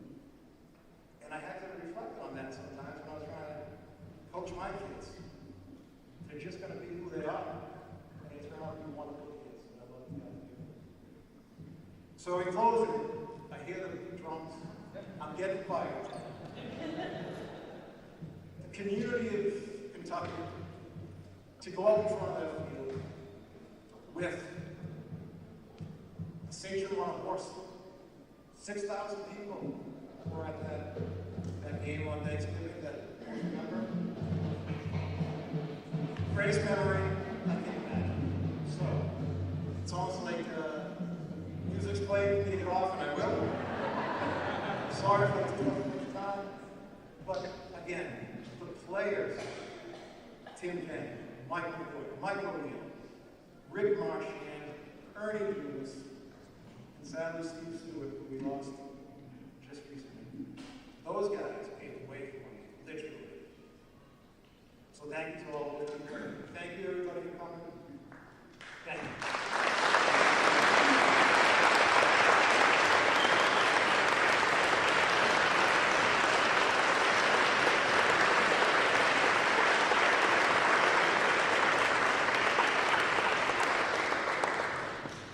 Steve, I promise we actually didn't cue up the band to pull you up. I know it's So, it's my honor to introduce one of the inaugural inductees into our district's Hall of Fame, Mr. Roger Roy. Mr. Roy grew up in Lawrence, Massachusetts, and went on to attend Marist College. Even before he joined our district, he was already shaping young lives, teaching French, coaching baseball, and football. At a place some of you may be familiar with, Cushing, now known as Page School, just a little ways down the road. In the spring of 1965, Dr. Jakovic, who was also honored tonight, hired Coach Roy to teach French at the junior-senior high school with a massive starting salary of $5,400. What What began as a teaching contract became something far greater, a 60-year relationship with this school district that continues to this very day. Even after his retirement nearly 20 years ago, Coach Roy still serves as a substitute teacher, continuing to impact new generations of students. Throughout his career, Coach Roy was far more than a French teacher. He sponsored clubs, coached multiple sports, and most memorably, led the 1994 baseball team to a state championship. As you can see right up there, only the second state championship in the history of the school district up to that point. In January of '93, he achieved the distinction of Master Teacher, a recognition of his excellence in the classroom. One of his colleagues, I happen to have access to files, as you might suspect, and one of his colleagues, Herr Olson, in his attempt to become a Master Teacher, wrote this regarding Mr. Roy. Of all the professionals I have watched over the years, none show more enthusiasm than he for what he is doing in the classroom. He's not just teaching effectively, he is having fun. Roger loves young people, and it clearly shows. Upon his retirement from full-time teaching in 2003, then Superintendent John McLean summed it up perfectly. Your efforts have enriched the lives of scores of students and brought honor to your profession. That joy, that commitment, and that love for students is what all of us remember most. He showed up, no matter what the situation was for him. Hurt, tired, not feeling well, didn't matter. He was there for his kids. He was there for us. And yet, anyone who knows Coach Roy also knows his greatest pride has never been in trophies or titles, but in his family. In every conversation, he spoke about his wife, his children, and his grandchildren with deep love and devotion. That same love carried into every classroom and onto every team he coached. 60 years of service. 60 years of caring for students, athletes, colleagues, and family. That is the legacy of Roger Roy. Ladies and gentlemen, it is my pleasure to introduce a man who embodies the very best of what this Hall of Fame represents, Mr. Roger Roy.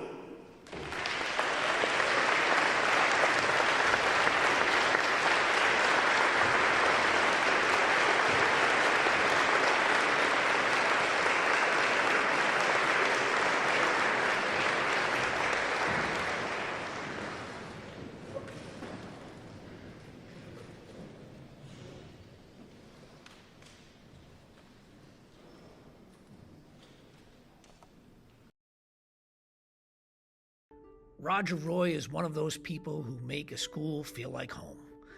For years, he has been a steady, familiar face at Pentucket, the person you could count on to step into any classroom and keep learning moving. Students and staff know him for his versatility, his warmth, and a curiosity that seems to rub off on everyone around him. He grew up in a French-speaking household, and that bilingual background became part of his daily work. In French class, he could model a phrase with perfect cadence. In other subjects, he would drop a quick translation or a clever pun and watch the room light up.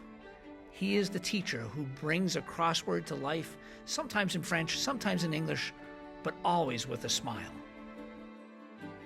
What people remember just as clearly are the quiet habits. Roger picks up recycling in the hall without being asked. He notices the student who needs a small word of encouragement and gives it. He remembers names. He remembers details. He treats the school like a community he belongs to and a place he helped take care of. His impact reaches the playing fields as well. Roger coached the 1994 baseball team to the Division III state championship, one of the proudest banners in Sachem history. His long service in the sport is recognized by the Massachusetts Baseball Coaches Association Victory Club, an honor that speaks to decades of commitment to players and to this game. Ask colleagues to describe him, and the same words keep coming up. Gentle, funny, dependable. The person who can cover a French class at first period and monitor a hallway with kindness at the end of the day. The coach who teaches baseball and character at the same time.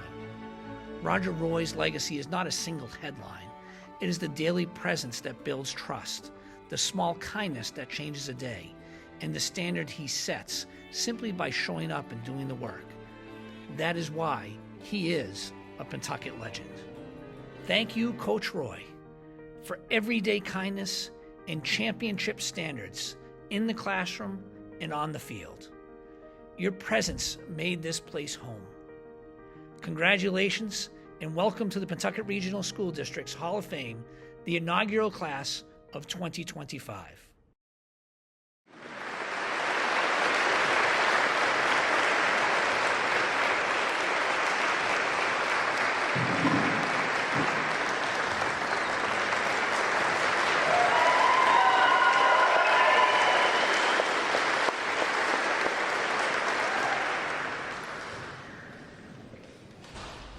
First of all, I'd like to thank the committee for their choice. Thank you very much.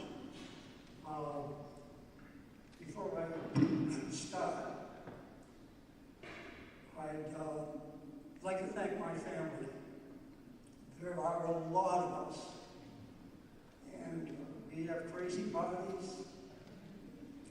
Thanksgiving, Christmas is nuts, but I love it. As a matter of fact, my cooking talents have been challenged by my daughter. I can no longer cook the Thanksgiving turkey because last year I dropped an aluminum glove in the oven, and needless to say, the turkey did not taste so well.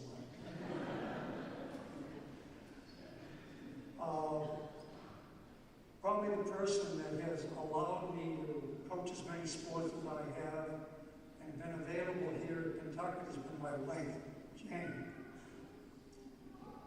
We've been married 60 years. She always has been that gentle breeze that fills everybody's sails. Thank you, Jane.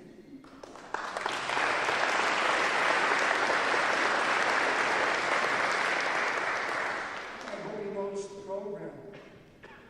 Because of the magic of the alphabet, I'm with important people.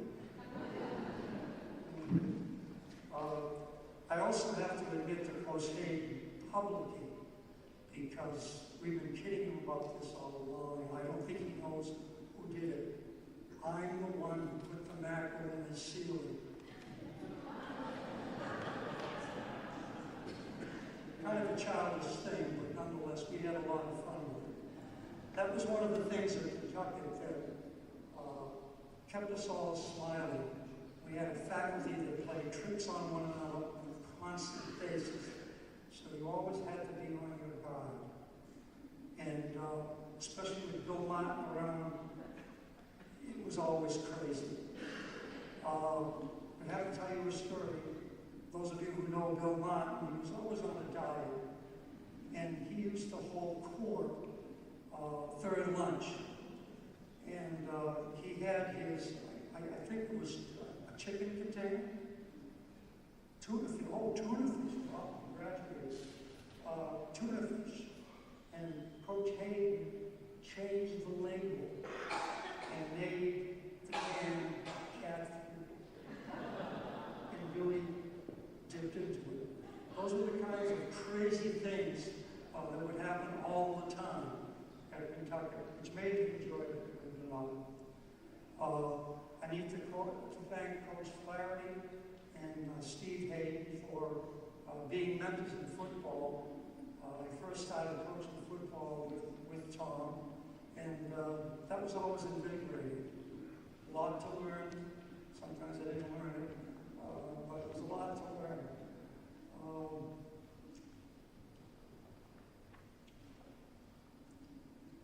One of the reasons why I still coach at Pentucket and I still teach at Pentucket is that I like being around people. And when there aren't many people around, I was an only child, so maybe that's a little strange. But I like to be around a lot of people. And my continuing to be at Pentucket after I retired in 2003 has to do with the fact that I need to be around people. So the energy that's generated between the faculty and the students is an elixir for me.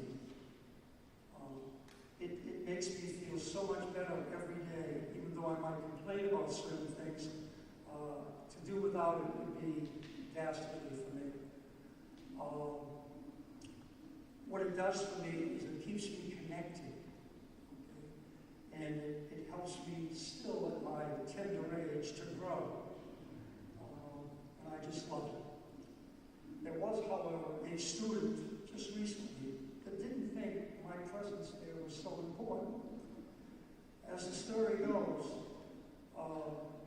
a student was sitting in the classroom and she was very upset about something. The teacher noticed it and said, Sally, whatever her name was, what's going on? And she said, oh, I got a detention. Why did you get a detention? Well, I was going into a room and I saw the son, and he was 80 years old. I wasn't going in there. I could have lied to her fears because I was only 79 at the time. As far as baseball is concerned, I had some wonderful moments there. Coaching Steve Julio for 1 year, and regrettably only for 1 year. I mean, I can remember when he was at batting practice, if you turned your back to when he was hitting, you knew he was up as he whacked the ball so hard. I appreciate everything you did for our Steve. The championship of 1994, believe me, I'm not that good a coach. Those kids would have won the state championship without me. I just didn't screw it up. Anyway, so I guess with that, I don't have much more to say. I appreciate the fact that I see many baseball players here. And I think I'm going to leave it at that. Thank you very much again.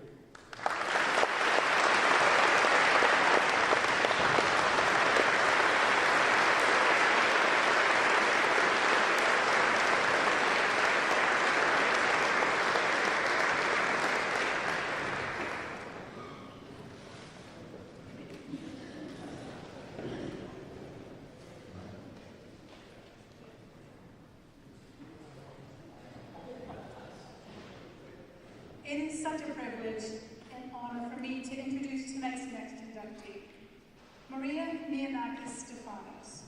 Maria and I first shared our Pentucket roots on the tennis courts, playing doubles together right here, I think approximately where I'm standing right now. And from those early days, it was clear she had a drive and spirit to succeed, along with a laugh that still resonates in my brain, which comes out on the news once in a while. Since then, Maria has become one of Boston's most trusted and recognizable news anchors, with more than 3 decades of experience covering some of the biggest stories of our time. Through it all, she has remained authentic and humble and deeply connected to our community. It is my privilege and my honor, Maria, to welcome you to Pentucket's Inaugural Hall of Fame. Come on.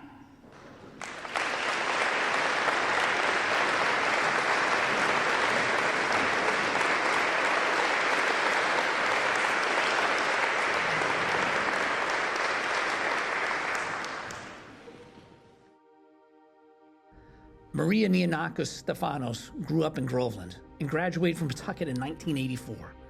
Before Boston knew her on the anchor desk, she was a leader here, a driving force on girls tennis that powered an undefeated season and a trip to the state finals as a junior. She returned as team captain her senior year, shared a division title, and reached the doubles final at the Cape Ann League meet. She also served as vice president of the Spanish Club and was active across student life. She went on to become one of New England's most trusted broadcast journalists. Today, she co-anchors WCVB's News Centers 5 at 4:30, 6, 7, and 11 p.m. and anchors the 10 o'clock news on MeTV Boston. Her path to Channel 5 ran through some of the region's biggest newsrooms, nearly 18 years at Fox 25, earlier reporting at WJAR in Providence, and a start as a State House reporter for WBUR and other NPR outlets, plus WCBS and WABC Radio in New York. Across more than 3 decades on air, Maria has been frontline for defining stories in our region, including 9/11, the Boston Marathon bombings, and championship seasons, while also elevating the everyday stories that bind communities together. Her hallmark is clarity under pressure, empathy with people at the center of the news, and a steady presence viewers rely on night after night. The breadth of her work, from major breaking coverage to neighborhood reporting, has made her a signature voice in New England journalism and a model of professionalism for her colleagues across the industry. Thank you, Maria Neonakos-Stefanos, for informing and connecting New England with clarity and heart. Your voice continues to inspire. Congratulations and welcome to the Pentucket Regional School District Hall of Fame inaugural class of 2025.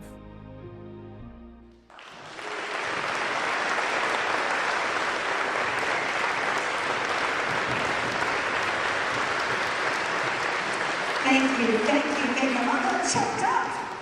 I'm choked up. Thank you, committee. Brenda Gaffney. I get an email from Brenda Gaffney. Look at you now. Hi, everybody. I'm Maria Stefanos. I'm Maria Neonakos-Stefanos. And I can't tell you what this means. Thank you to all of you. This is where I started. This is who I am. Pentucket is in my heart and my soul. When we were kids, we used to listen to Just Kane on the radio, and we would wait for the P during the snow days. Are you kidding me? We went to Pentucket, we would wait, and then we had the day off from school because the snow would come. And there are moments when I sit up on that news set 30 years later, a 30-year career at Channel 5, and we're doing the crawl down the bottom, because you don't say the names of the schools anymore. And I wait for that P. I do. Old habits die hard. Almost 60 years old, a few months away, and I wait for that P, and my heart swells because I loved Pentucket. How much did I love Pentucket? Brenda Skina, one of my best friends, just texted me. She said, "Why don't you tell them it just now while I was sitting here?" I shouldn't have looked at my phone, but I did. Maybe there's breaking news, I don't know. But she just texted me and said, "You tell them it all started with your senior skit." And she sent me a picture. You should see my hair. My God, it's horrifying. But you know what? It did start there, and it started before that, and then before that. And my life was Pentucket. My father's best friend was Eddie Cansian. They were in each other's weddings. My best friend is Jane Cansian. Would you stand up, Jane? Just stand up. She was my tennis. We didn't play tennis, but we were tennis partners, and we beat Debbie Potter and Lisa something. Lisa something. Were they Triton? No, Mascot. We beat them. I'm just telling you. I remember the court in Cedardale, right? We played them down below. Best moments of my life. We're still best friends to this day. Our children are best friends with each other. It's everything. When I came to Groveland, don't worry, I'll make it quick. I know we have a football game. I heard the audio. I know how to wrap things up quickly. When new kids came to town, the Stefanos family, and they came and they were from Swampscott, and I liked both of them. I liked Dale and Ron, and I thought, oh, who are these guys? Dale parted his hair to the middle and wore corduroys. And he drew pictures, and they were champion swimmers, these kids, and Braun was just broad. I'm broad. And they're here tonight. One is my husband, and one is my beloved brother-in-law. And they're both over here speaking French when they see Mr. Roy, because they were both in his class. I see the Flahertys in my heart and my soul. I see familiar faces, the kid eyes, those blue eyes. Who's ever going to forget that? Are you kidding me? An honor to meet you, sir. Thank you for giving me those pins. Thank you for your service. Everybody in here has a Pentucket story. I carry mine with me every day. Every day. I learn about love, family, my little sister Nicole, who went here, my heart, my soul. You're amazing. It's you, Dale, that I met here. We used to, so high school, middle school, we used to kiss. In between there. And he would draw pictures. Who was that teacher? Miss Christ. Miss Christ, do you remember her? English, I think. And for some reason, Dale was in that class even though he was older than me. And he would draw pictures of her, and she would laugh, and I'd think, I'm working my tail off to get a good grade here, and you're drawing pictures. And Dale Stefanos has just illustrated the Betty White stamp for the U.S. Postal Service. He's been in the New York Times, Rolling Stone, Time Magazine, Newsweek. That guy is a Hall of Famer right there, and I'm married to him. And I've known him since I was 16, and now I'm almost 60, and I love it, and I'm proud of you, and I love you, and you're my heart, and you're my soul, and I met you here at Pentucket Regional High School. Oh my God. I know we have to go, but I want you to know that I learned about everything here. Everything. The teachers, Miss Perry, Mrs. Gaffney, Pinciaro was our coach. Mr. Sherry taught me about current events. You know who took pictures of my wedding? Mr. Pollock, because he had a camera. You don't forget where you come from. And I don't forget where I come from, because I carry it with me every day. I was the president of the student council of Pentucket. I brought breakfast here. I brought that program here. And in a 30-year career, I interviewed 3 presidents. But the thing I'm the most proud of was being the president of the student council at Pentucket Regional High School. That's still my best friend. That's my beautiful sister who grew up here and became very successful. That's my boyfriend who I married. That's my brother-in-law who I adore bar none. This is who I am. This is who all of you are. Thank you very much for the honor. Thank you.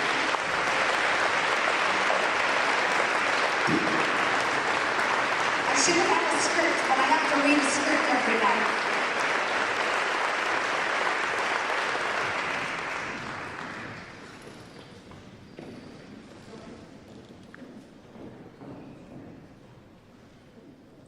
Well, that's a tough act to follow. Shall I take a mic? Oh, yeah, what? This is going to be on Channel 5. That's so thoughtful of you. And the next person is the most amazing, so that's what we're waiting for. No. Good evening, everyone. Last but not least, it is my honor to introduce a remarkable individual whose career and life exemplified dedication, courage, and respect. Geraldine White Dreyfus. Geraldine's documentaries and narrative films have opened our eyes to significant, pervasive social challenges, and her work has inspired real-world change. Geraldine is an Academy Award-winning and Emmy Award-winning documentary filmmaker whose work sheds light on stories that must be told. With a distinguished background in the arts, her investigative journalism has focused on critical issues such as the environment, social justice, and human rights. But what truly makes Geraldine exceptional is not just her professional status and success, but her commitment to helping others follow in her footsteps.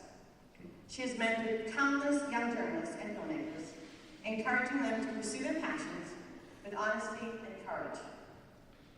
She reminds us all that storytelling isn't just about capturing events, it's about giving a voice to those who might not otherwise be heard. Geraldine shows us that dedication, creativity, integrity can leave a mark and a legacy far beyond awards or accolades. They leave a mark on the world.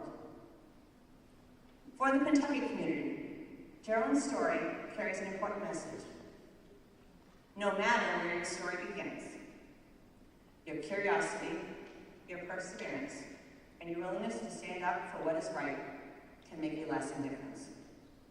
So it is with great pride and pleasure that we welcome someone whose accomplishments reflect the very best of talent and vision. Please join me in welcoming Gerald White-Dreyfus to the stage.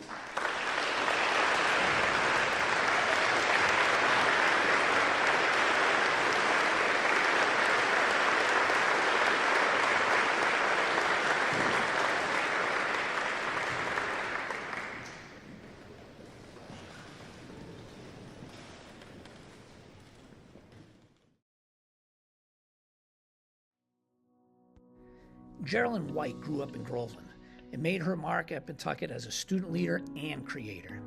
She served as copy editor of the yearbook, contributed on the staff the year before, represented her classmates on student council, and was elected to the second highest student leadership position at the state level. She took part in the German exchange program, earned a place on the prom court, played girls basketball, and was voted most likely to succeed. Those experiences showed an early mix of initiative, collaboration, and follow-through. After graduation, she walked a path from Pentucket to Harvard and then into a career that helped redefine documentary film. Early work with Nova, Frontline, and 2020 honed her ability to shape complex stories for a wide audience. In 2002, she founded the Utah Film Center, where she continues to champion independent voices. She also co-founded Impact Partners and Game Changer Films, expanding who gets to tell the stories that matter. Her producing slate spans urgent conversations and memorable artistry. Born into Brothels introduced viewers to children in Calcutta's red light district. The Invisible War focused attention on sexual assault in the military. The Truffle Hunters offered a lyrical look at tradition and care. Navalny brought global attention to the fight for justice in Russia. Across more than 180 film credits, the work has earned Oscars, Emmys, and Peabody Awards, and it has sparked dialogue and equipped communities to push for change. Even as her films reached international stages, she stayed connected to the values that began here, using curiosity, rigor, and empathy to guide the work. Pentucket recognizes that arc from local classrooms to global leadership and celebrates the way she turned opportunity into impact. Thank you, Geraldine White-Dreyfus, for storytelling that opens minds and moves communities. Your impact reaches far beyond the screen. Congratulations and welcome to the Pentucket Regional School District Hall of Fame, the inaugural class of 2025.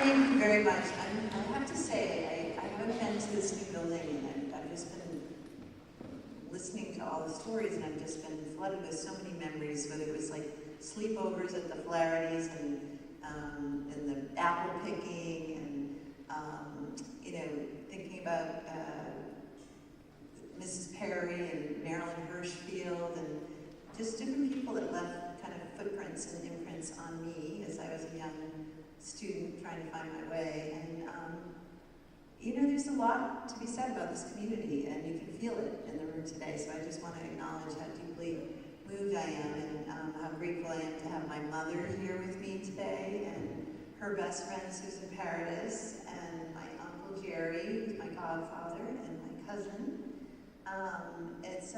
It means a lot. And my two brothers are both who I think maybe people thought that they should have gotten the awards, and in my mind, they have lots of awards and deserve them.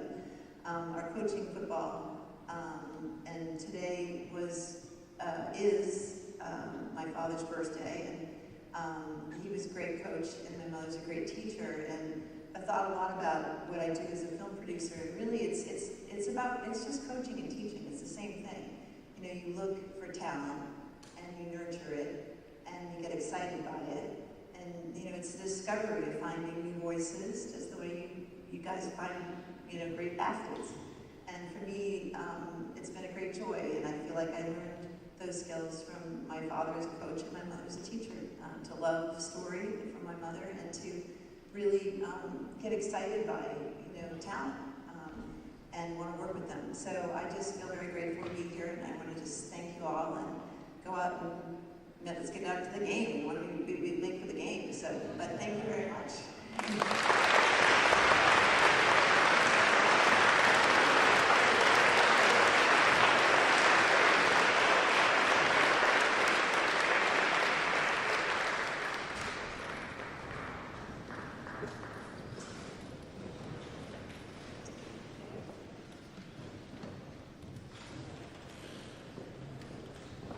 Okay. Thank you all for hanging in there. It was a long evening, but I couldn't be more proud. I want to once again congratulate our 2025 class Hall of Fame of inductees. Tonight we honor not only their incredible achievements, but also the spirit of Pentucket, our traditions, our values, and the people who make this community so strong. Thank you to our inductees, their families, and everyone who joined us to celebrate. This is just the beginning. I'm so proud that this finally came to light. Because of Dr. B's vision, we made it happen. It's long overdue. It will become an annual event. It was really difficult to take all these years and pick 3 people or 4 people or 5 people, so we had to start somewhere with these 10, and I'm so proud of how this Hall of Fame started. So thank you all. The inductees, we'd love for you to join us at the football game. We have a special section set up for you, and we'd like to recognize you once again at halftime. For those of you who need a ride-up, we have some golf carts we can bring you up. For those of you who are comfortable walking up there, it's still the same pathway that Maria made out with her husband on. So you're more than welcome to take a walk up there, but we're really grateful and really proud and so excited for this Hall of Fame, and there's a rendering of what it will look like out in the hallway when the new central office building is done. It will grace all of you in its Hall of Fame. So thank you so much for being here. We're so excited for all of you, and go Pentucket, Hamilton, whatever.